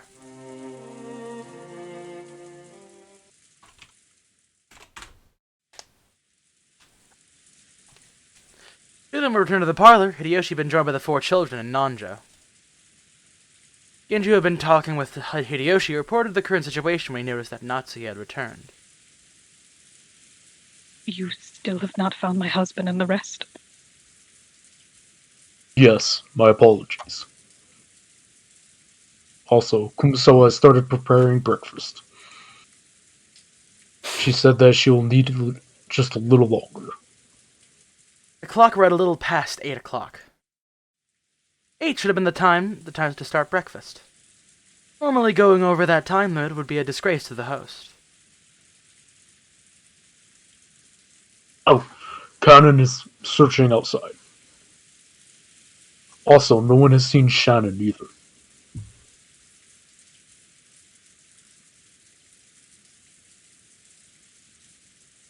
What the? You. Riri, did you burrow under my blanket? Aw, cute dog. Oh, so Shelly's back. Hey, Shelly's here. There you go. Riri! I am indeed here. I have been summoned. Looking out from under my blanket, he burrowed under it. Really No, sorry I don't do missed that. the first half of the session, Oh guys. my It's fine. god. You're fine, don't worry. We I'm did not have sorry. Kumasawa at all. You on your phone right now, Shelly. I'm just surprised so little happened in like an hour and a half.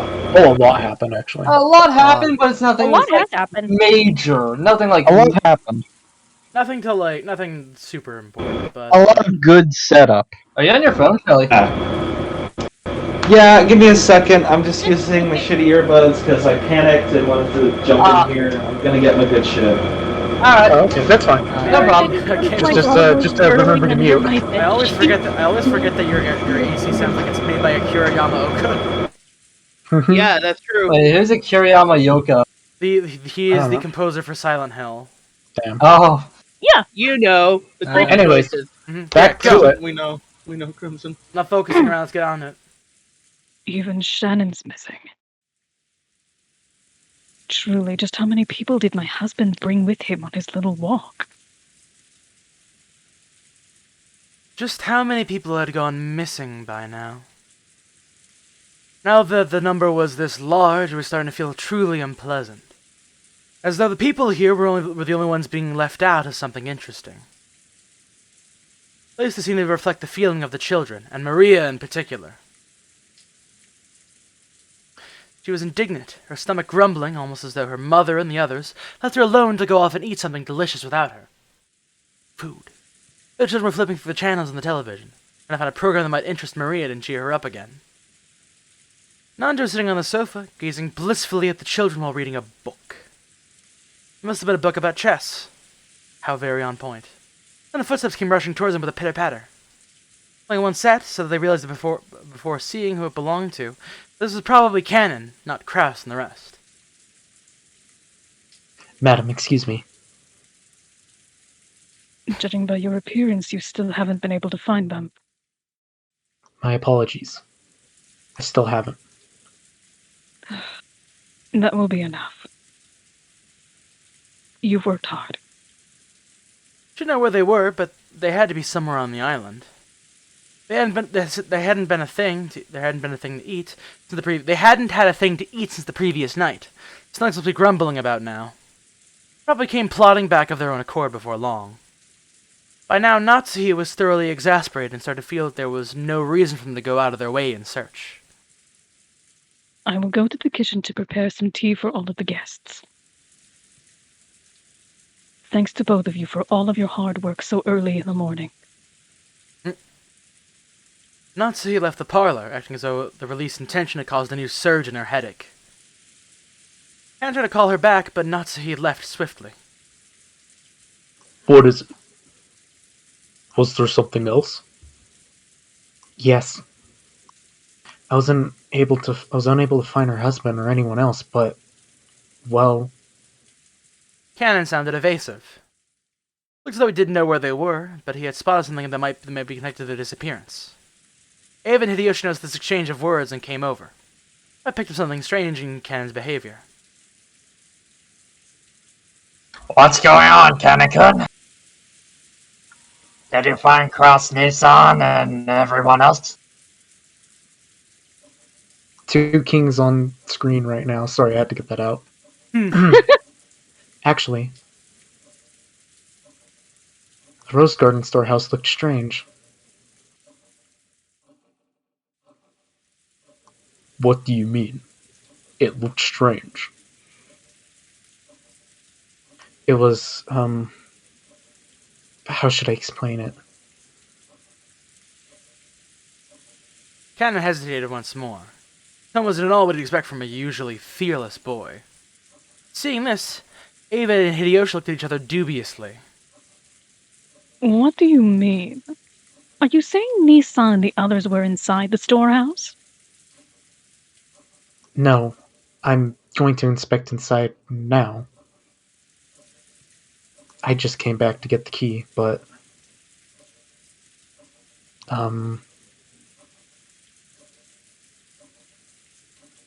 I don't really get it, but it sounds like we've just gotta keep looking around inside it. Where's the key to the storehouse? It is in the servant room. Let us check inside the storehouse at once.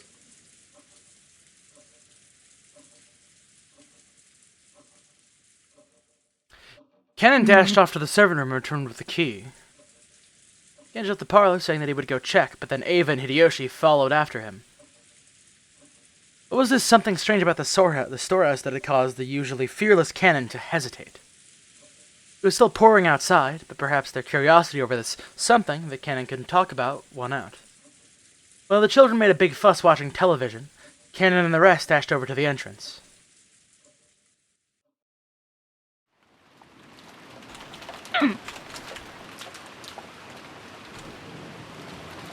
The Rose Garden storehouse was a place that housed various tools used to manage the garden. It was definitely not a pretty building, because of its appearance it had been built so that it was hidden in a corner of the Rose Garden. Cannon, Genji, and Ava and Hideyoshi came cutting across the Rose Garden holding umbrellas.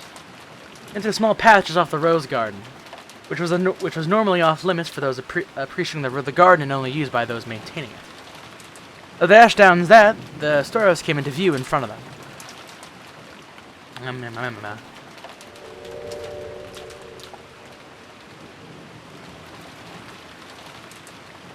It was quite an old shed. Compared to the flawlessly perfect beauty of the Rose Garden, it was pretty seedy looking. You understand why it had been built in such a hard-to-see place.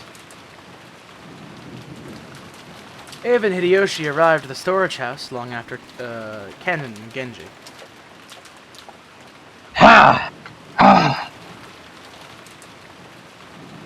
You two sure fast. Oh, my hose is gonna explode. I never knew they had a storehouse way over here. But what is that? Also, dear, for Christmas, I'm getting you something 2 words: gym membership. When Ava looked at where Cannon was posting, she was at a loss for words. Noticing this, Hideyoshi also followed Cannon's finger and was likewise too shocked to speak. The entrance to the source was a kind of shutter. And there, everyone suddenly realized why Cannon had been able to find words to describe what they now saw. On the shutter, which was completely filthy for being exposed to wind and rain for so long, stuck right on it.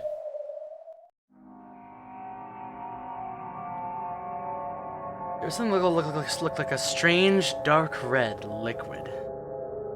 Mucus? Or maybe it was some sticky paint. An indescribably eerie shape was drawn on the shutter with some kind of ghastly substance.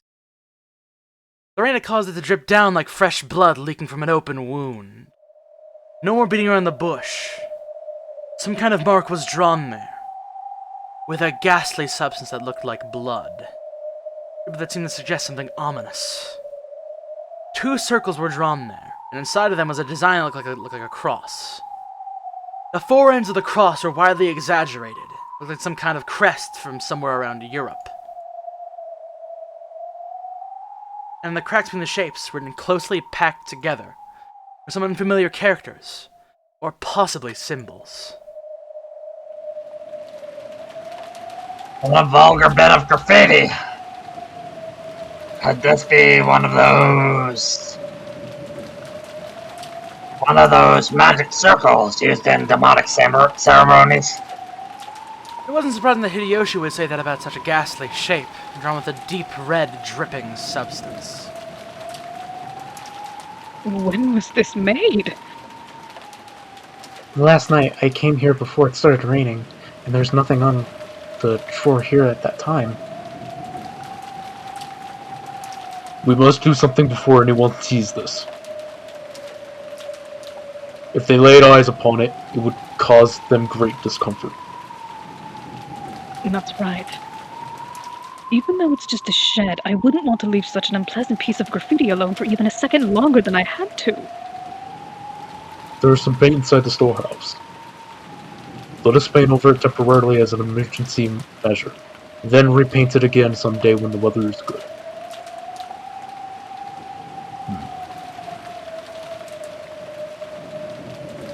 Can't you remember that you just recently seen another scribble, and that it had been made with a strange, dark red substance of the same color as this? That must have been. That's right. It had been seen on the door in Natsuhi's room. Kanon-kun. Let's remove this scribble quickly and go back, okay? Even though it's just a storehouse, it's really irritating to have graffiti around the home I was brought up in. Yes, madam. We'll take care of it immediately. Cannon squatted in front of the shutter and unlocked it. He then lifted it up with all of his strength. A boisterous noise resounded, and the eerie shape drawn on the shutter began to get sucked in through the top as the shutter was raised. At least for the time being, that ominous drawing disappeared from the direct gaze, and they all breathed a sigh of relief.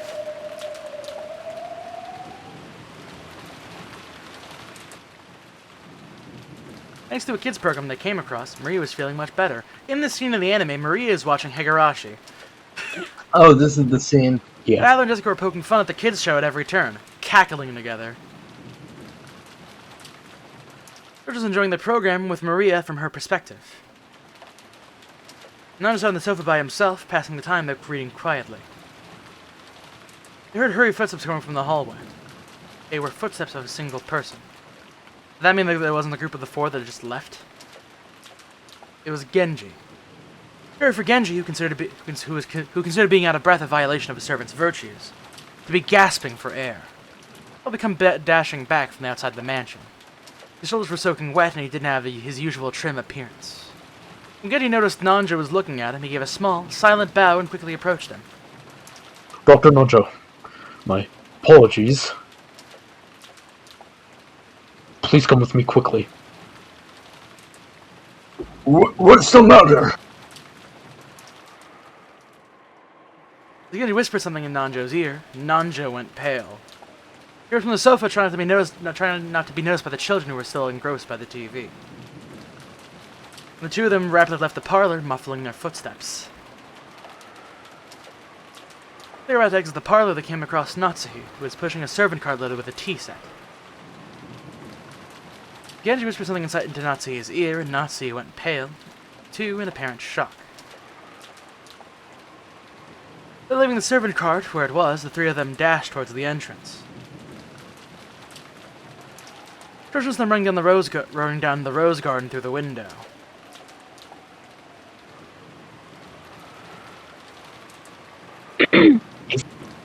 What's that? Isn't Gichi-san and Dr. Nanjo? And that's Aunt Natsui, isn't it? What's up, Aniki? Maybe something happened. They look terribly flustered. Jessica and Maria saw that Ava, Hideyoshi, and Nanjo were no longer in their seats, and that the servant cart had been abandoned in the entrance of the parlor. They also realized that something was the matter. Could there have been some kind of accident? Let's go check it out. The fun for the little ones left out, right? For some reason, what Battler said sounded extremely indiscreet. They couldn't deny that they were a little insecure and concerned after seeing the adults run off in the rain without regards to their appearance. Let's check it out, Kay. I'm worried something might have happened. Jessica's uneasy words spoke for all of them. Hey, Maria, are you coming too? Or will you watch TV? Wanna watch TV?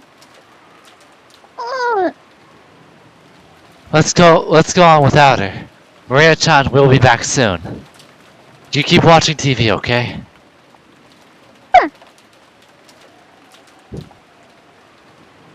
Come on, dead body, dead body, dead body, dead body. No way, By the time the kids made it fuck, outside, fuck. the adults were no longer in sight. But Jessica seemed to have a pretty good idea when they were gone, judging by the discretion they had been running. Then the direction they'd been running. Bah. Following Jessica, they ran through the rain-soaked rose garden. Come on. The wind seemed to suddenly get stronger. The much sound of thunder began to ring out like it had the previous night. Like an eerie something had surrounded the island and was trying to stop us from moving forward. Jessica, something over this way? I'm pretty sure there's a storehouse for gardening tools or something. What in the world could be going on in a place like that? Just as Jessica had said, they began to see a storehouse in front of them. You can also see the Come on, adults there. In the Crimson, storehouse to is answer open. your question, And sorry. let me go. Trust me, you're gonna see something. Several adults looked as though they were searching for something. For some reason, only Natsuhi was outside the storehouse. Not even holding an umbrella, she looked like she was hanging her head, and her back was facing them. It was Genji, Nanjo, and Natsuhi who had just left the mansion. When they left earlier, Kanon, Ava, and Hideyoshi were also there, begging for a small crowd of people. Absolutely no bustle of activity. When Natsuhi realized the children were approaching, a terrible expression rose to her face. Ran to them at them with her arms spread wide.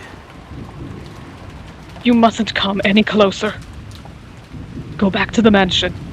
However, no. Because of that, the kids saw the scene that Natsuhi was trying to keep them away from. Also, a preemptive banger alert.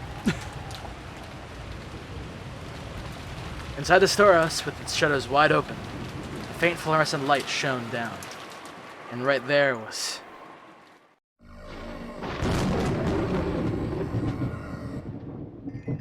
Hang on, my thing isn't doing it.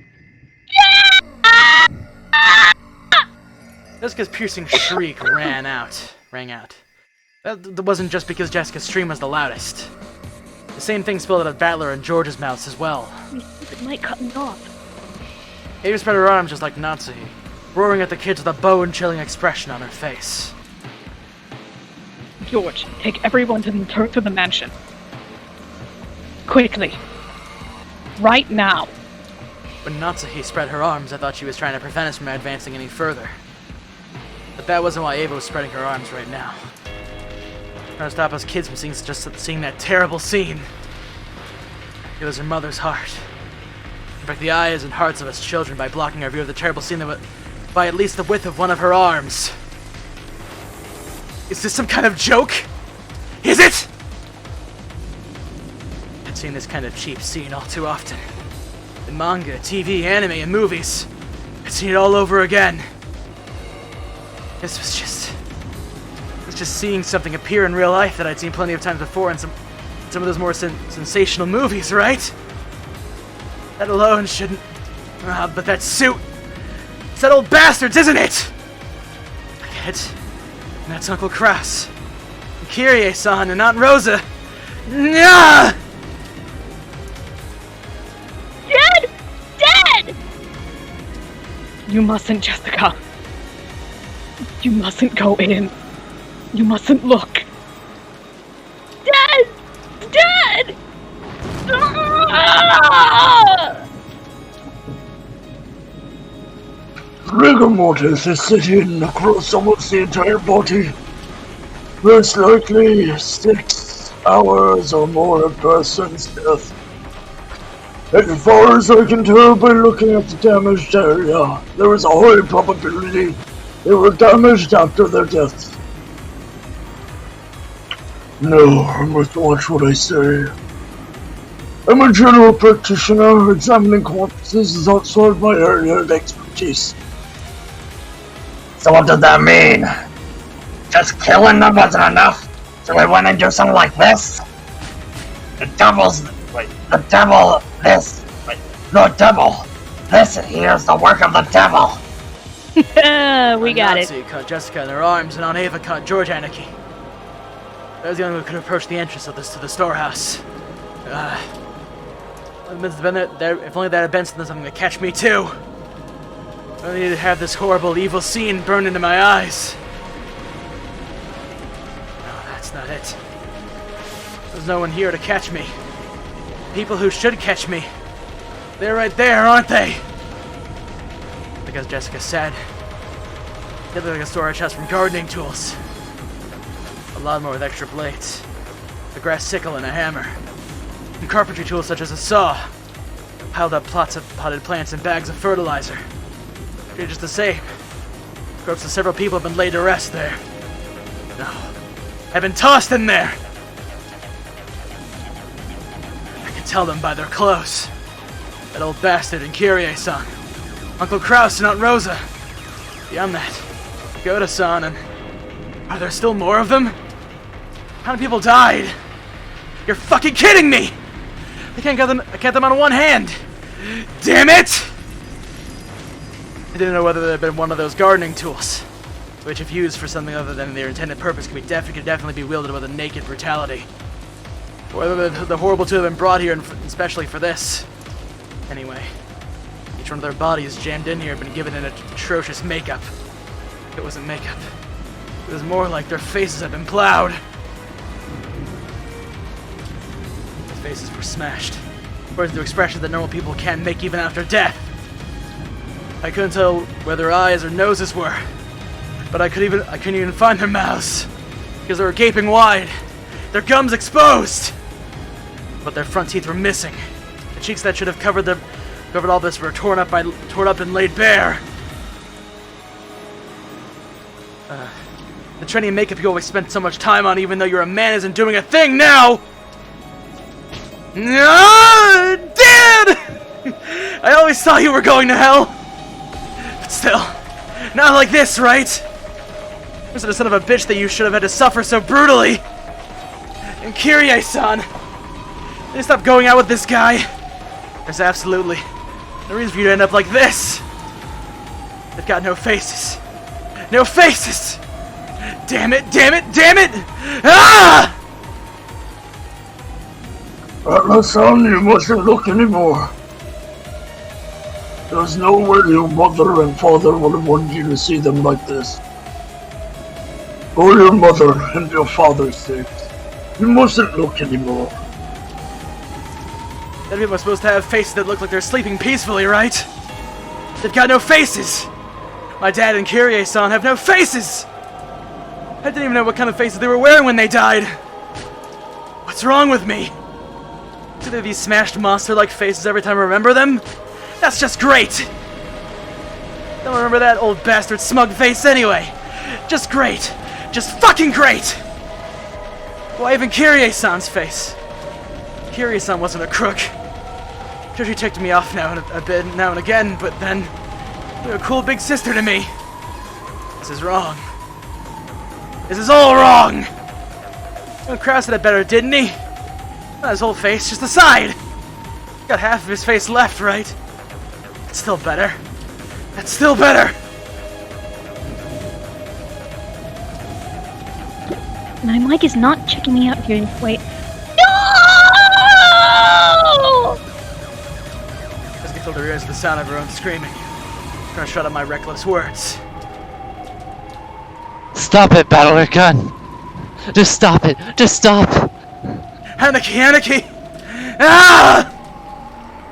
Disregarding age and appearance, I fell to my knees, hugging Anaki's waist and sobbing. As if I was crying on behalf of everyone there. Feeling the feelings of everyone there, I screamed over and over.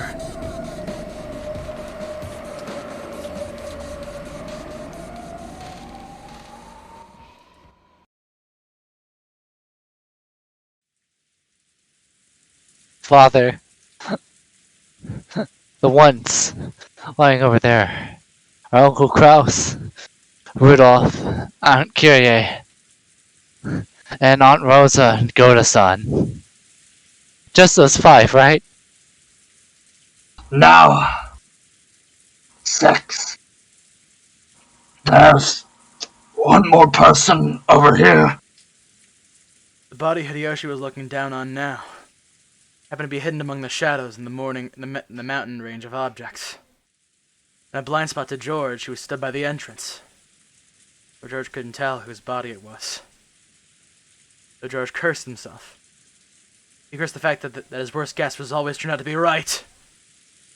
So, the one lying at your feet it's Shannon, isn't it? Yes. It's Shannon. Oh yeah, by the way, you're gonna show them the I'm gonna show him the thing right now. Yeah, so this happens when people die. Oh.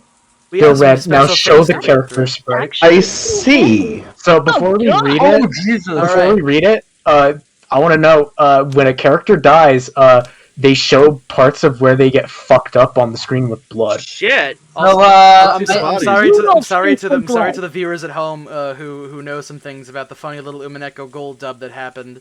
I tried really hard to mimic, damn it, and fuck, and unfortunately, he did not actually say that in this version of the scene. Although I would not go over Shannon's yet because we have not seen. Yeah, don't worry. Unless you want to. Yeah. No, we're gonna do it. Fuck it. Orange, I'm gonna send you a thing What just does to get a Rudolph's face look confirmation. like from this? Sure. Anyways, here I'm gonna do these now. All right. Yershemia Kraus. Corpse found inside the Rose Garden storehouse. The direct cause of death is unknown, but seems that the side of his head was smashed after his death. We start where it all begins. Yershemia Rudolph. Corpse found inside the Rose Garden storehouse. His face seems to have been smashed after his death. He has the right to lament his ill fortune. Yershemia Kyrie. Corpse found inside the Rose Garden storehouse. Her face seems to have been smashed after her death. She was chosen by the demon's roulette. That's all there is to it. Yershemia Rosa. I'll be seeing her again, so I'm not lonely. It's the same stuff for everybody else. Corpse found inside the Rose Garden storehouse. The side of her head was smashed after her death. Don't worry. Everyone will be revived in the Golden Land. Who is writing this? Toshihiro Goda. Corpse found inside the Rose Garden storehouse. His face seems to have been smashed after his death. How unfortunate. Apparently he was actually supposed to be on duty in the guest house. So, can I point something out real quick before we get to the scene? Mm-hmm. I want to know, Jesus Christ, Noir's roles just got all fucking swiped. Oh, yeah. Oh, yeah. All 2 of them. Mm-hmm.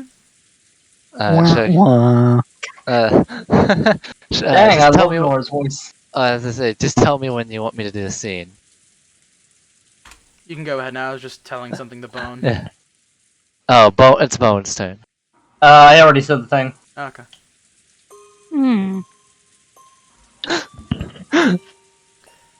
George fell completely silent. He shook slightly, his lower lip trembling. Normally he would have wanted to run to his beloved's body, screaming and crying. However, before rashly rushing forward, he was composure and asked his father. Is Shannon the same as Uncle Kraus and the others? Hideyoshi deeply understood the meaning of those words, but he couldn't give George an immediate answer. Or rather, he felt that the silence was only sincere and loving, the only sincere and loving response he'd give George right now. And George asked if Shannon was the same. He asked whether her corpse was the same condition as the others or not. Hideyoshi hadn't denied it, and her corpse was in the same brutal state. Can I? It looks fucked up. Can I look at Shannon? No, you can't. Why not? After all, I won't be able to see Shannon's face again, right?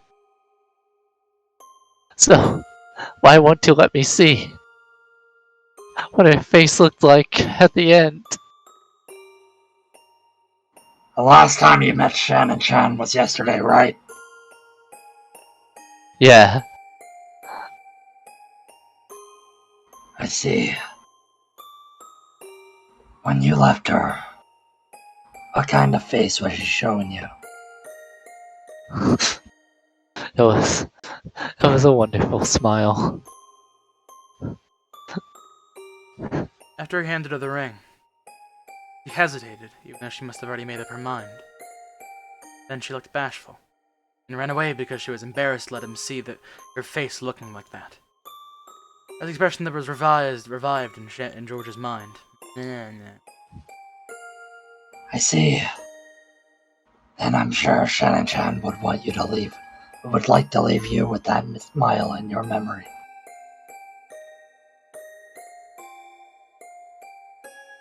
Hideyoshi looked down upon Shannon's body lying at his feet.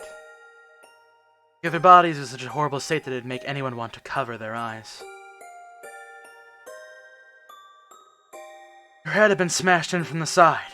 No more than half of her expression remained. If the remaining blood-soaked half of her expression had been wiped clean, would that graceful smile of hers have peeked out? But only half of it.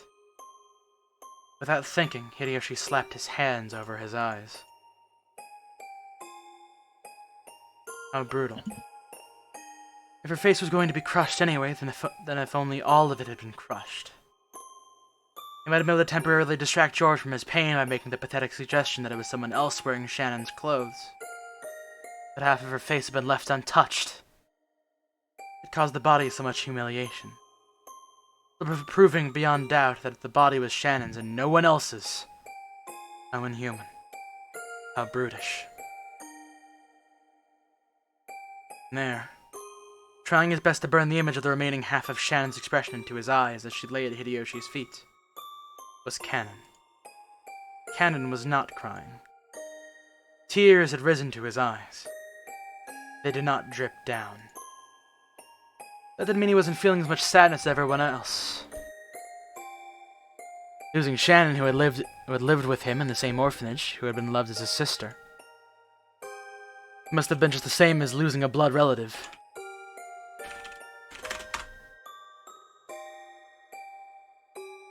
George! I'm sure Shannon-chan is saying thank you. She must have been glad you didn't end up seeing her in such a pitiful state. I'm sure she's thanking you for holding strong and showing restraint. I understand. I understand, Father. I understand. against the outside wall of the storehouse, crouching down limply. Father, I have a request. What is it? I want you to look for me. Is there a ring on Shannon's finger? A ring? Let me see. Hideyoshi crouched down. As he did, Cannon silently pointed to one of Shannon's hands. Yeah, there is. It's a diamond ring. With a valuable diamond. Must have been pretty expensive. And which hand? Or which finger is it on? The ring finger of her left hand. I see. So Shannon-chan was engaged? George. Don't tell me you. Eva! That doesn't matter now. A man made a lifelong promise to Shannon-chan. A man promised her happiness for life. Who that man was isn't the issue here. Being told that by a man is a woman's dream, isn't it? I don't know when she received this ring. I also don't know who gave it to her. However, even so, Shannon-chan took this ring. Then she accepted it and put it on her left ring finger. I'm sure the man who gave that to her was also happy. Most of the people there. Hideyoshi was simply disturbed by this extraordinary situation and was blurting out strange things. However, someone who knew of George and Shannon's true relationship would understand the full meaning of those words. I see. Thank you, Father. George stood up. Traces of tears still streaked his face. His expression had returned to its usual calm one. Let's go. Bauer-kun, Jessica-chan. If we stay here any longer, we'll get in the way of the adults.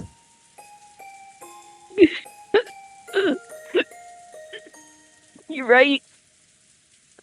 Jessica sniffled once, showing her face to her mother, but holding her the whole time to let her know that she was okay now.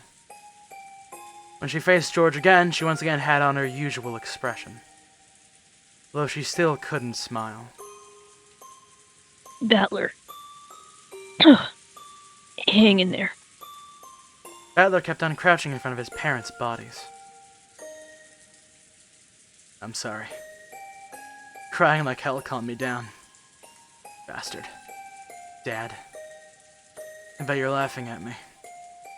After all that shit I talked about you, here I am crying like a baby just 'cause you died. Oh, so what? I guess I just got the gene that makes you cry when your parents kick the bucket. Battler's face was still bright red with tears. He at least recovered enough fit to fake a smile. If only a bitter one. Cannon. You mustn't remain here any longer either. Take the children and return to the mansion. Natsuhi had been standing under the rain this whole time. Took a step in the storehouse. Maybe she had her own way of grieving, different from Battler's. Feeling that she had to take on the role of responsibility now that her husband was dead. He gave Cannon those orders. Yes. Cannon rose silently and turned to face me. His face was pure white, almost as though his own heart had died along with Shannon. There was no life in his expression.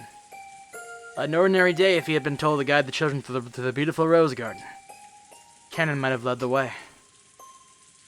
But now there was no distinction between Cannon and the children. They now just killed about the same age, suffering from the pain of losing those close to them. But in making sure the children were leaving, Natsuhi started giving orders to Genji. Genji. Contact the police immediately. They probably won't be able to come until the typhoon passes, but they should be able to tell us what to do next. Understood. There's an emergency radio, so I will use that to contact them. When she heard that, Natsuhi remembered. That's right. Phones were out today, weren't they? However, they also had a radio, since they couldn't necessarily rely on phones all the time while living on an isolated island. At any rate, you start by contacting the police and receiving their instructions. Everything else could wait. Dr. Nanjo. Is there anything more you can do here? Unfortunately, there is nothing I can do.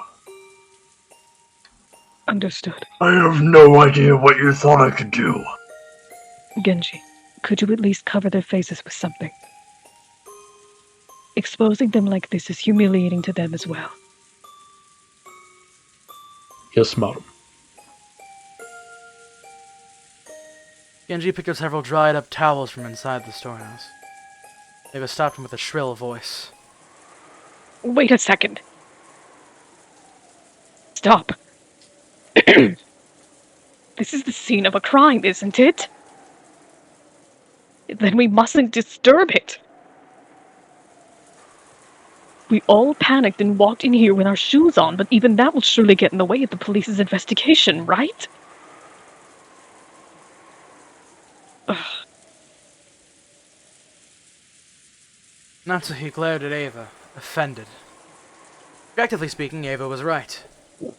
Even so, she glared at Eva as though accusing her of refusing to do those tragic corpses, which had been humiliated even after death. The simple kindness of covering their faces. However, Eva had spoken both calmly and correctly. This horrible situation definitely wasn't an accident. It was a crime. Someone had killed them. It was a murder case. So, they need to be careful to avoid disturbing the site any further. I'd agree with Ava-san. Until the police come, we should leave everything be. Bro, no. What do you say, madam? You're right. Very well.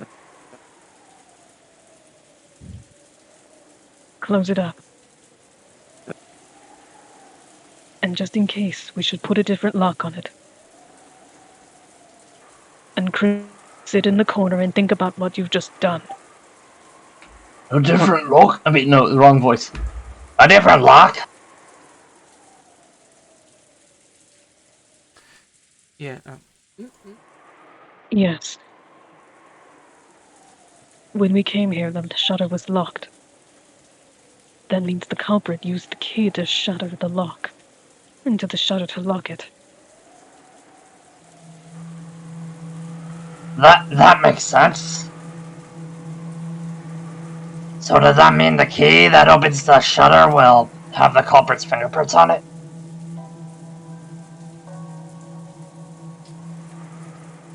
I'm sure it will be worth submitting it to the police as evidence. But Kanan-kun usually has it, and he used it to unlock the shed just now.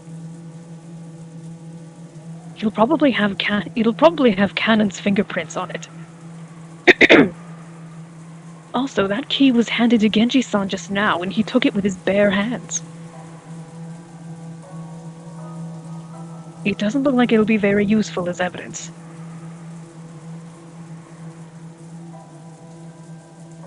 That was careless of me. My apologies. Genji-san.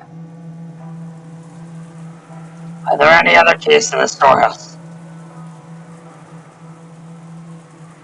No. Only this one.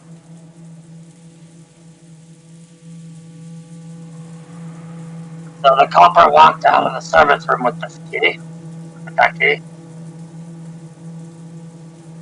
And then was nice enough to return the key to where they found it.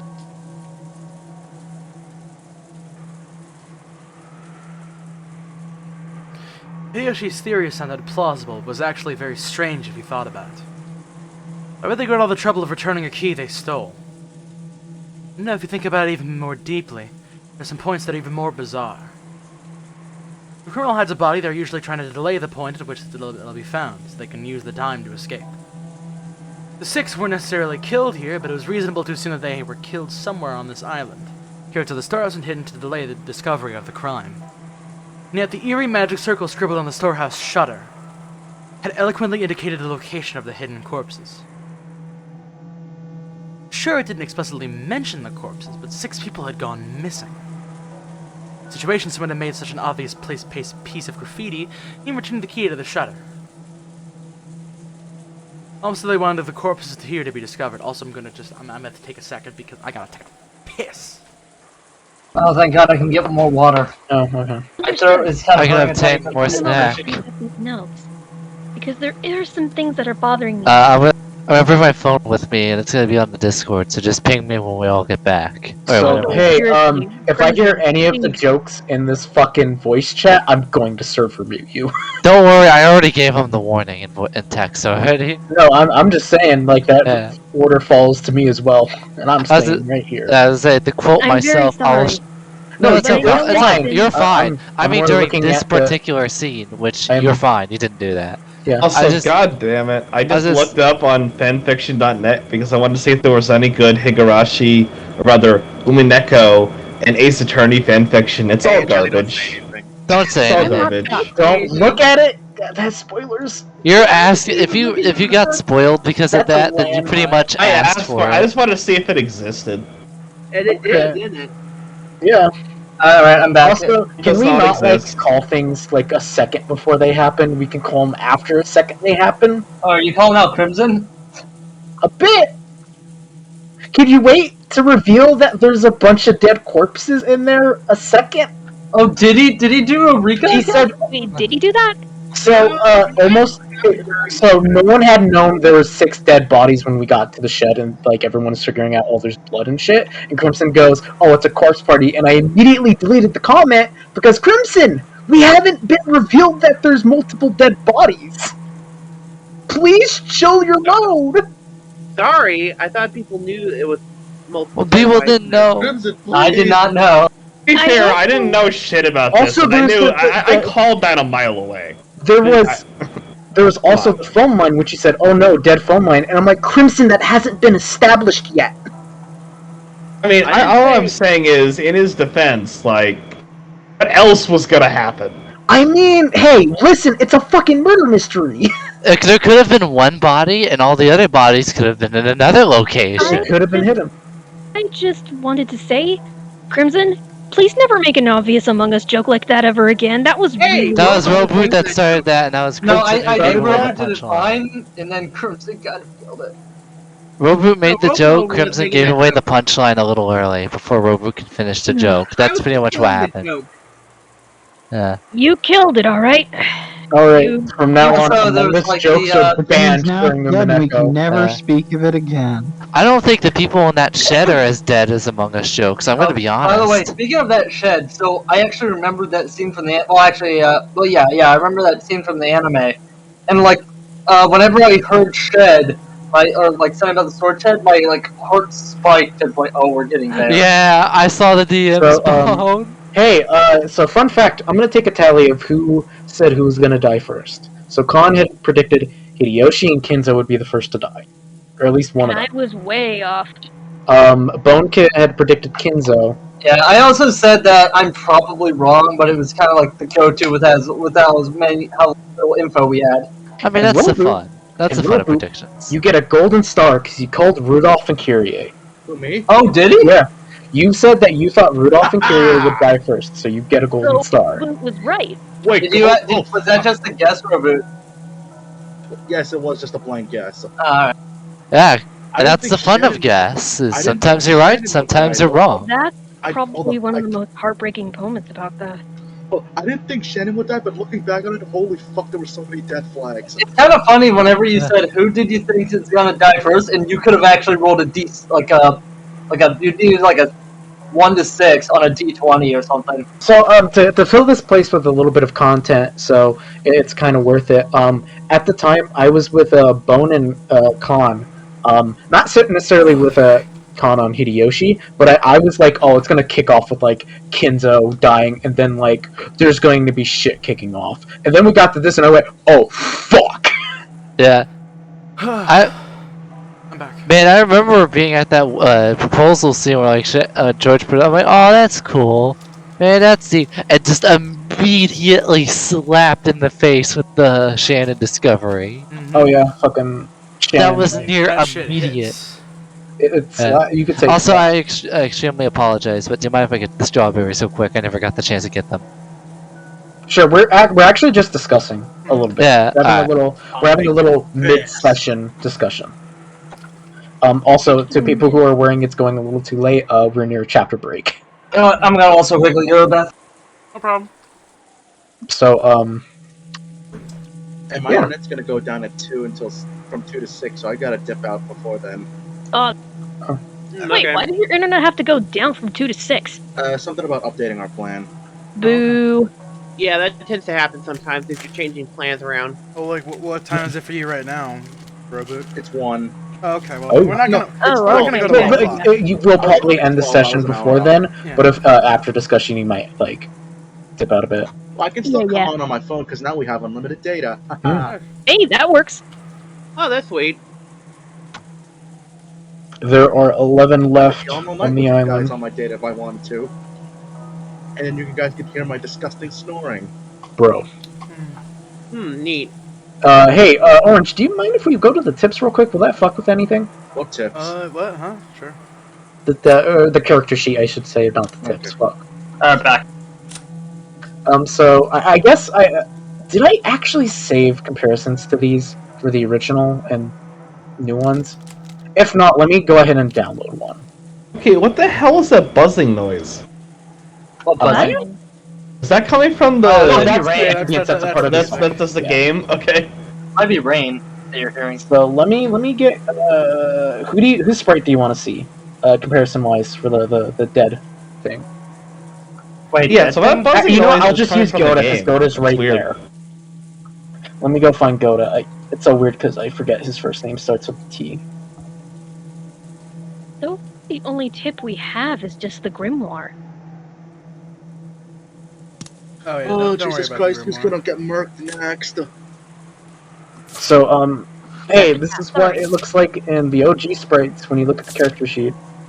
You want to throw that up on Steam, Orange? I think I prefer the new ones. Alright, sure. So does it actually specifically detail? So I will say that fucked up? I will say this. I think the Pachinko sprites, as much as we shit on them, hey, I think the gore effect is a little bit more visceral on these. Whoa! Okay, yeah, that is visceral. Alright, here is classic Goda. And here is Goda HD. I already posted it. Looking them. I know, I'm posting them on the stream so people can see it. Oh, okay. Gooey. Yeah. Like the, I believe a painting I your- saw. like OG and the PS3 sprites, it's just a red blotch. Well, actually, can you pull up the PS3 again, real quick? Oh goddamn, I just deleted the source. No, the PS3 oh, version. So PS3, just go to yeah. the characters. I feel like I could poke the Pachinko one with the stick and goo would get on the stick. Ew. Sorry, I was looking at the chat. Okay. The characters. Goda. Hey, are we done with doing like the story, or are we gonna keep going? I mean, we could keep. We can stop Well, now. we're gonna keep going. There's a chapter break literally coming up real close. Yeah, there should be. We can go a little bit longer. Don't worry. I'd rather Yeah, just a continue little going bit. for a chapter Just a break. smidge. So it's a little bit. It's not like a blob of red. Like she took a fucking red paint can to it. But I would say like weirdly the Steam sprites have this weird visceralness to them that unfortunately isn't carried to PS3. The manga one, that one's actually visceral. The manga has like a skull and bone and Well, like it's much muscles. more graphic and goes into it. Gnarly. To see them like this. Oh, I apologize for the hiatus. I have returned. Also, I won't lie. AC had asked me if I wanted to see the manga panels, and I had said I want to see I want to see them except for Shannon because I went. Shannon's like I can't deal with that. Shannon didn't deserve that shit. Yeah. They got their Shannon faces did not smashed deserve that. in. Nobody deserves that shit. Except Yeah, for even these rich assholes don't deserve that. I mean, why don't you look at Kraus? Mr. Sexism. It's not the Sexists sexism. do It's not just deserve getting their faces smashed in, But the man. ones that deserved it the least were Goda, Shannon, and Kyrie. Goda? Wait, they deserved it? They deserved it the They least. deserved it less. That's Oh, what it said. least. Are you Least. sure for that? Yes. With Goda, we don't know what he did in his past. Can we wrap up and get to the chapter break now? Oh, Yeah, sure. Let's go ahead and hit This it. is no longer being made. In this situation, someone had made such an obvious piece of graffiti and even returned the key to the shutter. Also, they wanted the corpses to be here to be discovered. Anyway, we can't put all our faith into in a lock that a culprit has opened once before.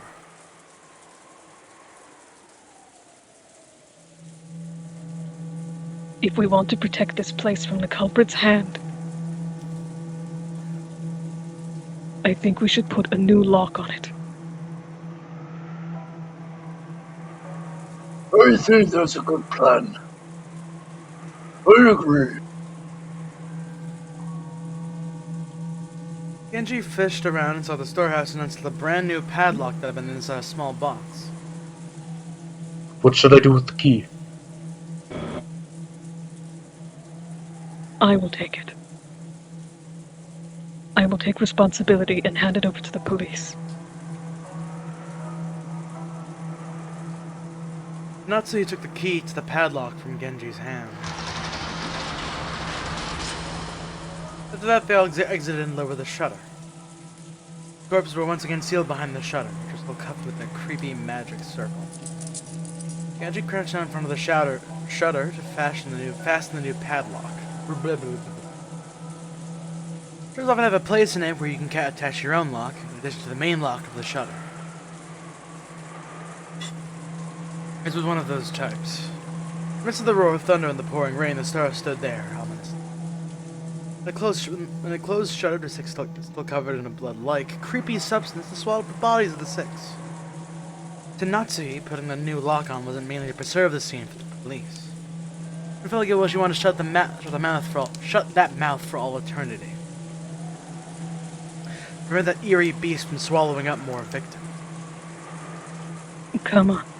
Let's go, everyone. Dr. Nacho, thank you very much for your work. Genji, hurry up and contact the police. I will do so as I return. Wait, isn't the phone dead? They just explained they have an emergency radio. Oh, radio, right. The adults left the storehouse. The ghastly magic circle around the shutter kept the six bodies in its throat, booming eerily as the lightning occasionally lit it up. And last. There you go. I bet that radio's gonna be dead. Orange. So we'll call it there for the night, right? Yeah, we're done for now. That seems like a pretty logical place to stop. Not like this, man. Big murder. We have to. Shannon. Come on! Oh, by the way, so Kaneko, you want to do your, well, actually, first let's give our thoughts, and then Kaneko, do you want to give your theories? Yes, I want to hear them. Alright, I've actually got some good questions this time. So if I could say really quickly, hey, welcome to Umineko, everyone. Yeah, welcome to Umineko. This shit starts now. Now we are truly the Chaos has Umineko. reigned. Not that. Crimson what? No, Crimson read a little bit ahead. Wait, what? He knows everything that happens in episode 1, so keep your fucking mouth shut. We had a Chaos conversation with reigned, him. that's all I said. I feel like I'm glad I didn't hear what Crimson just said. I don't know what he said. Don't Are you worry looking at about the it. anime, Kelly? Oh! Ooh, shit. Oh! Oh damn! Where'd you man, get? I don't even remember the anime? that an anime.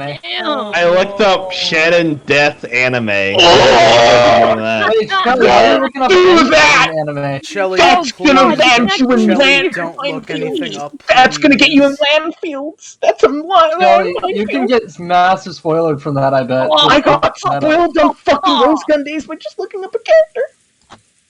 Just don't be afraid to ask us to look up shit for you. We'll get it for you. Me, Orange, and Ace are catchy as shit. Okay, so here's the thing. Listen up. What I did is I looked it up and I found a WordPress article about the 3rd episode of the anime where this happens. I didn't look further than that. I'm not stupid. Don't even look. We're just saying, if you need to see something, we will look it up for you. That's the important What do part. their bodies look like in the anime? I want to point out something. Well, you see it right there. There's Shannon's. I mean, I guess I'll go watch episode 3 and take pictures and let you know next time. I wouldn't even. Dude, don't show us stuff from episode 3. We will. You could ask any. What are you talking about? Episode 3 is what we just read. No, it's not. Oh, okay. I thought you meant like episode I think 3 it goes of- further No, ahead. he means the anime. The anime. Also, I episode think 3. Episode 3 of the anime. if you want us, if you want to see stuff, let us know. Let we us know. the shit. Because They like can get it for you. you can get hardcore spoilers. Any of the people that are in the Fight Club.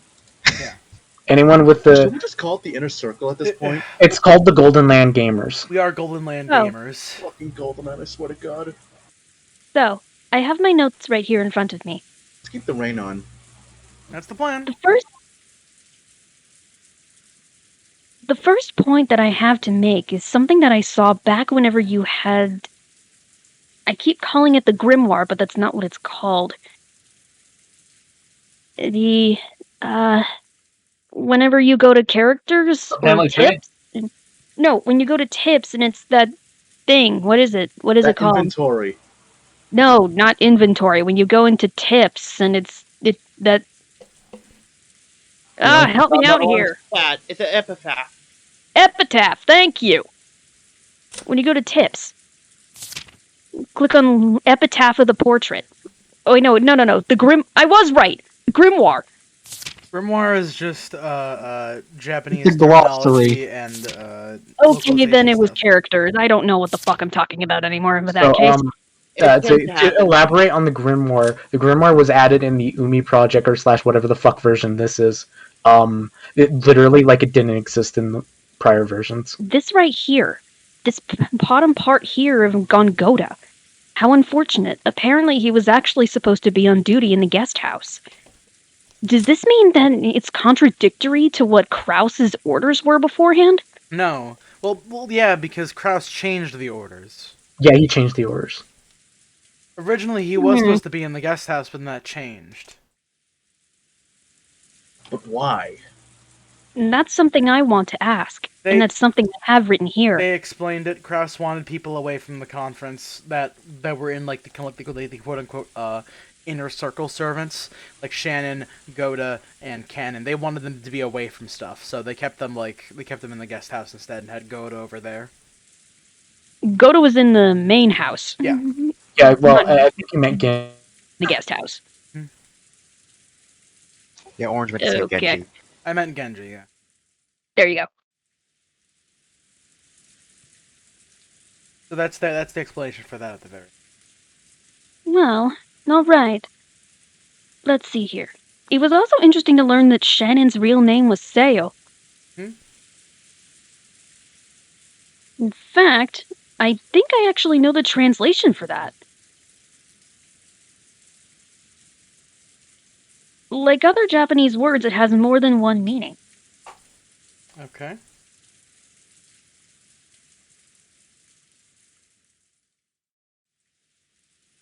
Depends on how you spell it. Actually, one of the translations for Seo is depends on.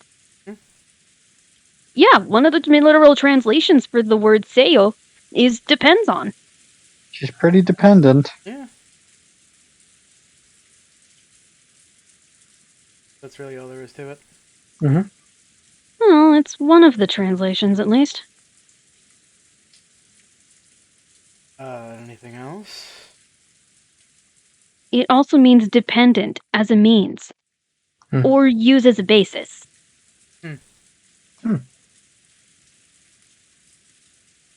If used as a verb, it can also be used as literally just based. So Based Shannon on is what? based. Based on what? Oh. Now that's Very fucking. based. I mean, like, hey, They say Shannon and Canon in that order a lot of the time, so I guess they're saying Canon is based. Hey, Joshi, look at Yeah, this. pretty much that for that. Oh. I also find it interesting that nice. whenever we First Blood. I also find it interesting that whenever we got back to the mansion, there wasn't a timestamp indicative of when Shannon did arrive. But we did see Genji, and we did see that Shannon saw the golden butterfly. So if we go ahead and assume that, it would have been sometime at least a little bit before midnight. Because Nanjo may be rusty, and he may only work on the living, but if rigor mortis is already setting in, then they couldn't have been dead for that long. Which means sometime between Yeah, I think midnight he and said 6 a.m. hours, He right? said it had been about 5 to 6 Yep. hours. Which means between midnight to 6 a.m. when the other servants started waking up is whenever they were murdered. But he also said, Nanjo also said he's not really qualified to do that, so I wonder if he is right or not. I mean, he probably is, but yeah. I mean, like, he's still a doctor, and obviously, hey, if I saw this, I'd be like, yeah, they're fucking dead. I'm talking about, like, the time, though. Yeah, the Some time. medical people also- know some variation of coronary work. I mean, also, like, he could be, like, maybe off, like, a couple of hours, maybe? Or maybe, like, 1 or 2. But, like, obviously, like, possibly. hey, like, what was it?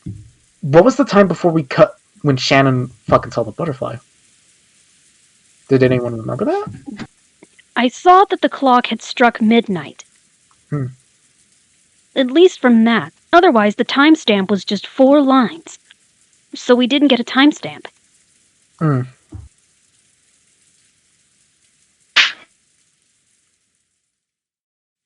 Something I've also found interesting. Kinzo, I found of all people, was alive. 2 of the head servants are dead.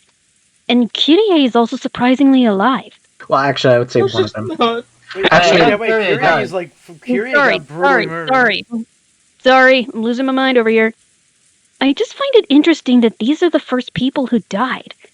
Didn't Rudolph say it the other night prior that he knew he was going to be killed? Yes, he did. Mm-hmm. Well, he thinks that he was going to be killed, but...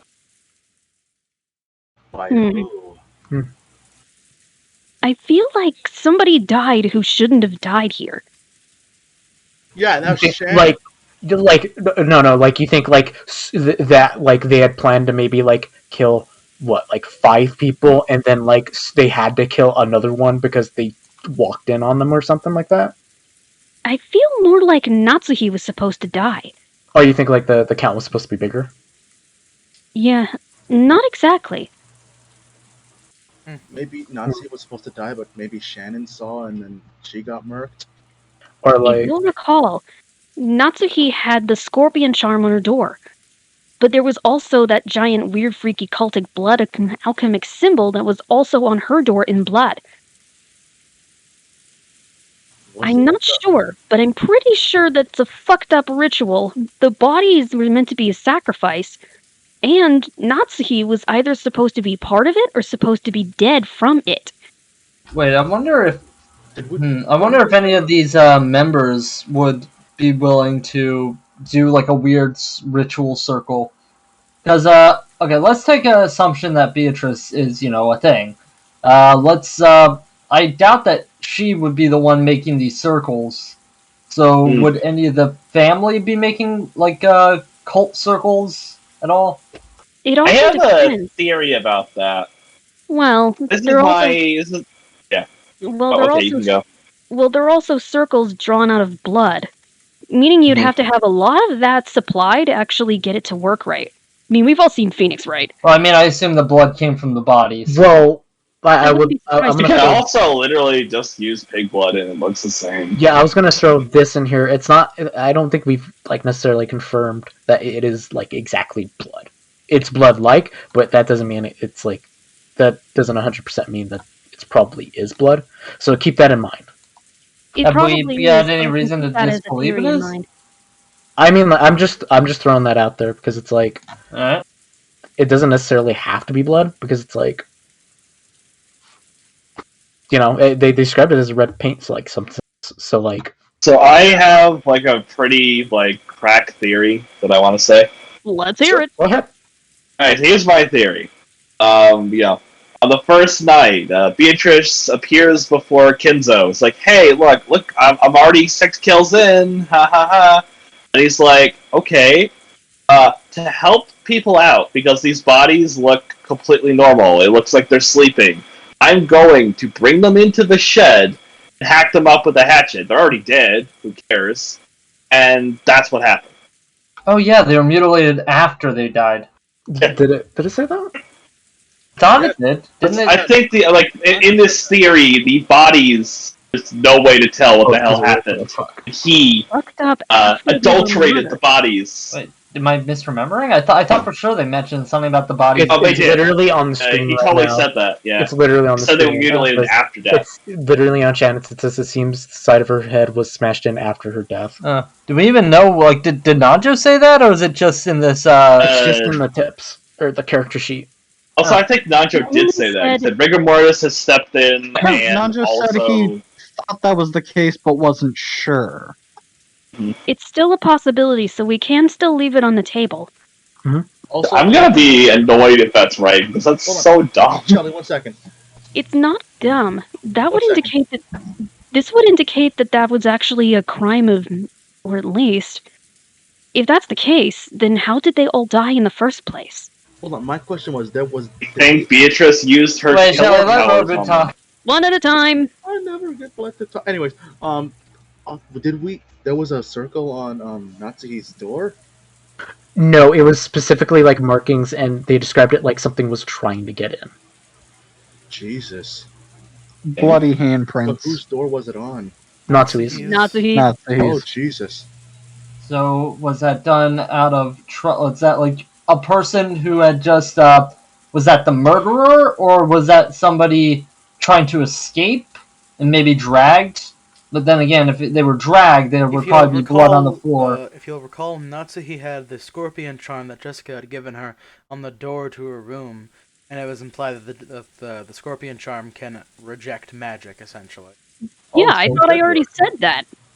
Oh, well, I forgot. And who gave Jessica the charm? Maria. Maria. Someone who And knows Maria that couldn't Beatrice have done this crap because, one, she was just as asleep as everybody else was, and two, she's a little girl. She's not going to go around killing people just because of all this. Alright. Plus, we've seen way too many manga anime, and I've read way too many mangas, seen anime, and have read other novels where the kid turned out to be the killer, and it's pretty much gotten old. So I don't think Ryukishi's gonna go that far. I mean, he had killer kids in Higurashi a lot. I mean, isn't that the but entire... something tells me that we're not gonna get that here. Most of that was just people being paranoid. Well, actually, no, it wasn't. Yeah, I'm just saying that kids ended up killing each other. I mean, the small ones didn't. Like the teenagers did, but.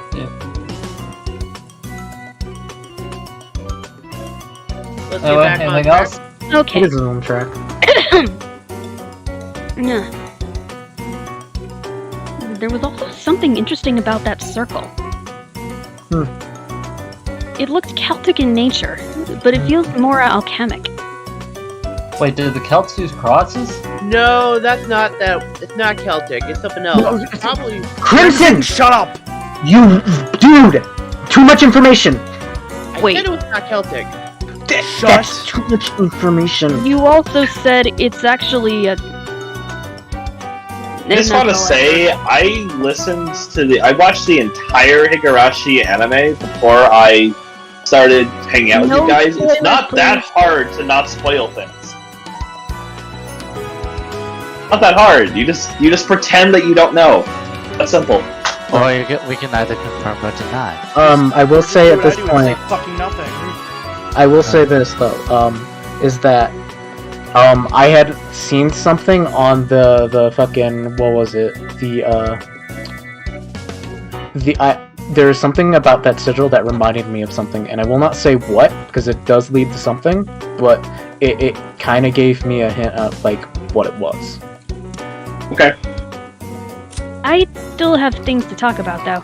Okay, keep going. Now, mainly being a theory on why these people died when they did.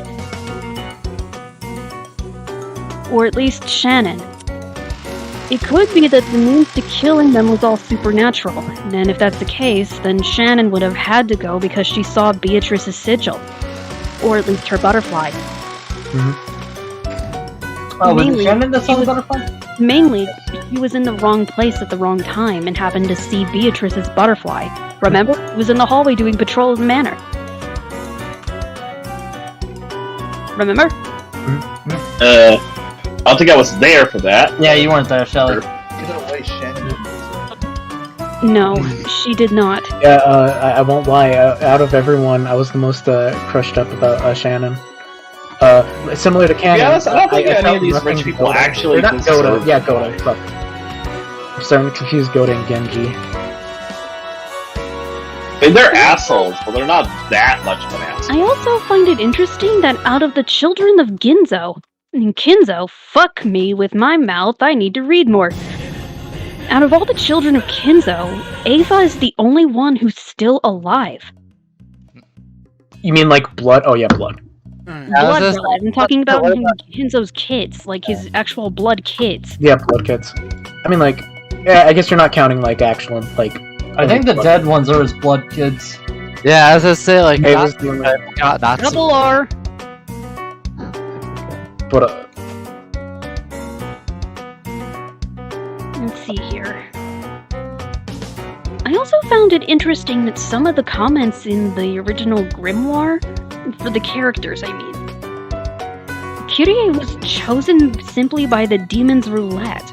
That was tips. The other person, for Rosa, at the bottom it said, "I'll see her again." Who's the one writing up the information on the characters? Well, that is up to your interpretation. No, if Battler was saying that, then he wouldn't know a thing about the demon roulette. Oh yeah, maybe it's a different person every thing. I don't think it was ever Battler.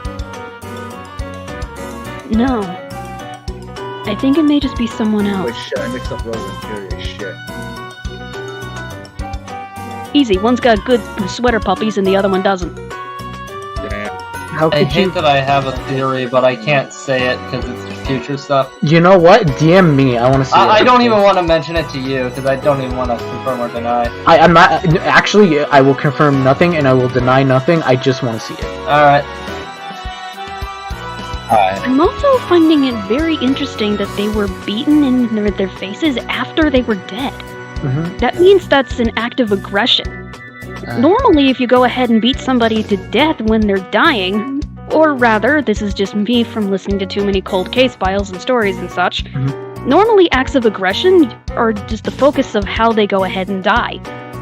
Meaning, if they were beaten to death in the face, fuck, drabble, fuck my mouth and fuck. Bottom line.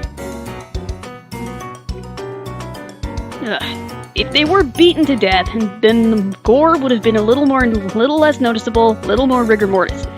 If they were beaten to death, if they were beaten in the face after they had died, that means they were killed off in a different fashion, and somebody with different anger went and smashed in their faces as a show of disrespect. Which makes this crime a little more painful. So, do you have any idea of who would be that angry? Somebody who would be strong enough to go ahead and do that, first of all. Cannon's out of the question. No, Canon is out of the question, and so is Natsuhi. She was asleep. We can also rule out the kids.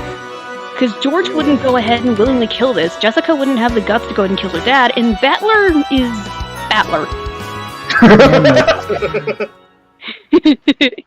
Yeah.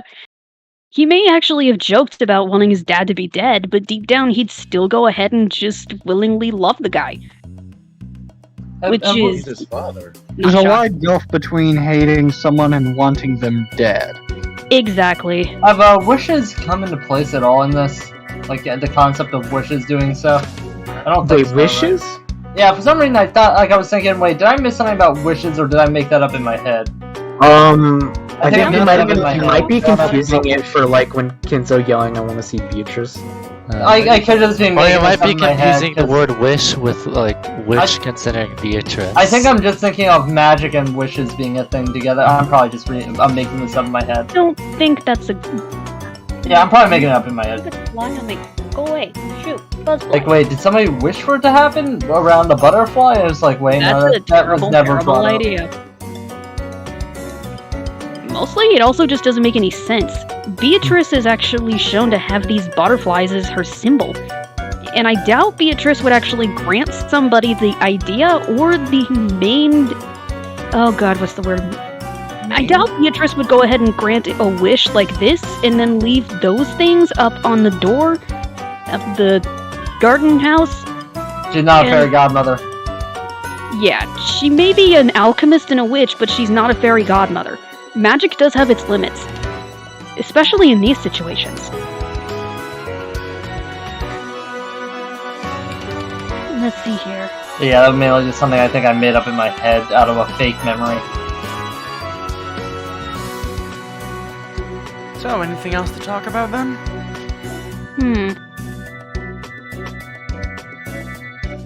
Not unless anyone else has any other theories involved. Well, I can't say because I know. Yeah. I'm like, not nope. playing with Wait, that you already read I the am story, in you the same fuck. boat. Alright, well, if we don't have anything else to say, I will wrap things up for right now, because we are steadily moving towards 3 hours into Kaneko, Yes? do you have any current suspects on who may have killed all these people? As cliche as it sounds, I'd have to say Kinzo. He's the only one who I can think of would be strong enough to actually hold that, and would probably have a backup key for this. He would also be more than likely to use the blood of the people he killed to go ahead and create that kind of sigil on the back of on the Rose Garden House. You know, I have a theory.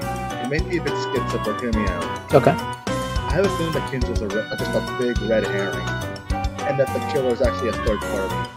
I wouldn't be surprised if that was the case. So It may be pointing to Kinzo being a murderer, but this is also Kinzo. He could have done it, but Or he there's could just be something a else. puppet in this whole thing. There's something else that's bugging me. The epitaph. It said before. If I can flip back in my notes to it. First night, first twilight, offer 6 chosen by the key. What key? Like I said, the key wouldn't have to be a physical key. It could even be figurative, or at least some sort of metaphor. Or it could just be a person, or anything like that. Which means whoever is this key, or whatever the key is, they already chose these 6 people. Jesus Christ. So, you think the key is one of the people that died? I wouldn't say that. The 6 were chosen. The key is the only thing necessary to help unlock it. Alright. It also says on the second twilight, those who remain will tear apart the 2 close. I think in this situation, it wasn't Shannon and Cannon that I was thinking of originally. Now it could just be Ava and Hideyoshi. Alright, that's fair. So well, to bring this up a bit, you had said prior that you think Ava doesn't really give a shit about, her family? I wouldn't be surprised if she doesn't.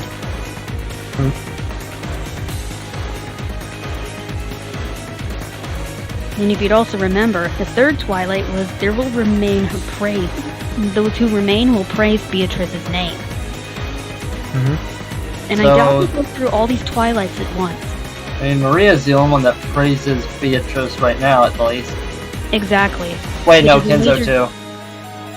And Kinzo, but that's only 2 out of the possible, Wait. what was it, 11? Then 12 again, that are left? the servants seem to believe in her. Wait, do the servants believe in her, or do we have reason to disbelieve her? They not much a belief in her as much as they fear her, and fear is far different from praise. Well, it's weird. I think, Bone, you're asking, like, do they believe in her or something like that? Yeah. Like, it's weird because, like, there's the conversation between Genji and Canon, where, like, Canon goes, "Hey, Genji, is Beatrice actually back?" And the answer is, "Oh, fuck no."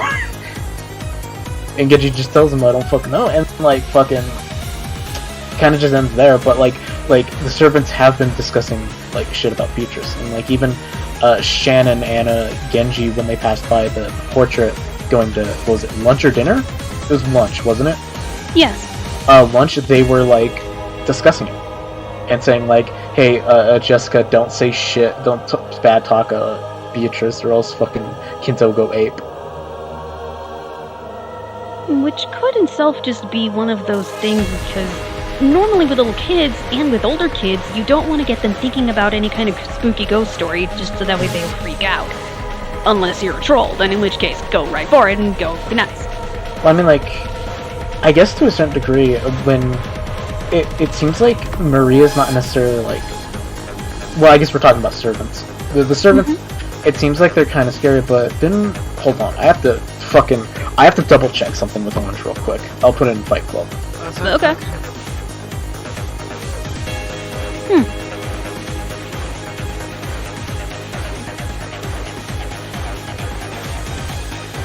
No.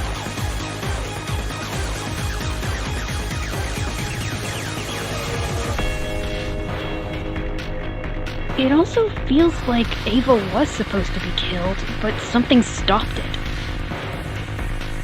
What makes you think that? I'm Just not a hunch? sure. Just a hunch. My hunches are always all over the place. This does beg the question, why was Genji chosen first to die? Goda? Goda. It's fine, they both their names start with fucking Do we know if he was the first? No. One of the first. Oh, okay, you just mean, like, in the group. No, Battler will never get that sandwich. Oh, I think I am clear to go on that, right, Orange? What? Huh? I'm clear to go with what I asked, because they brought it up.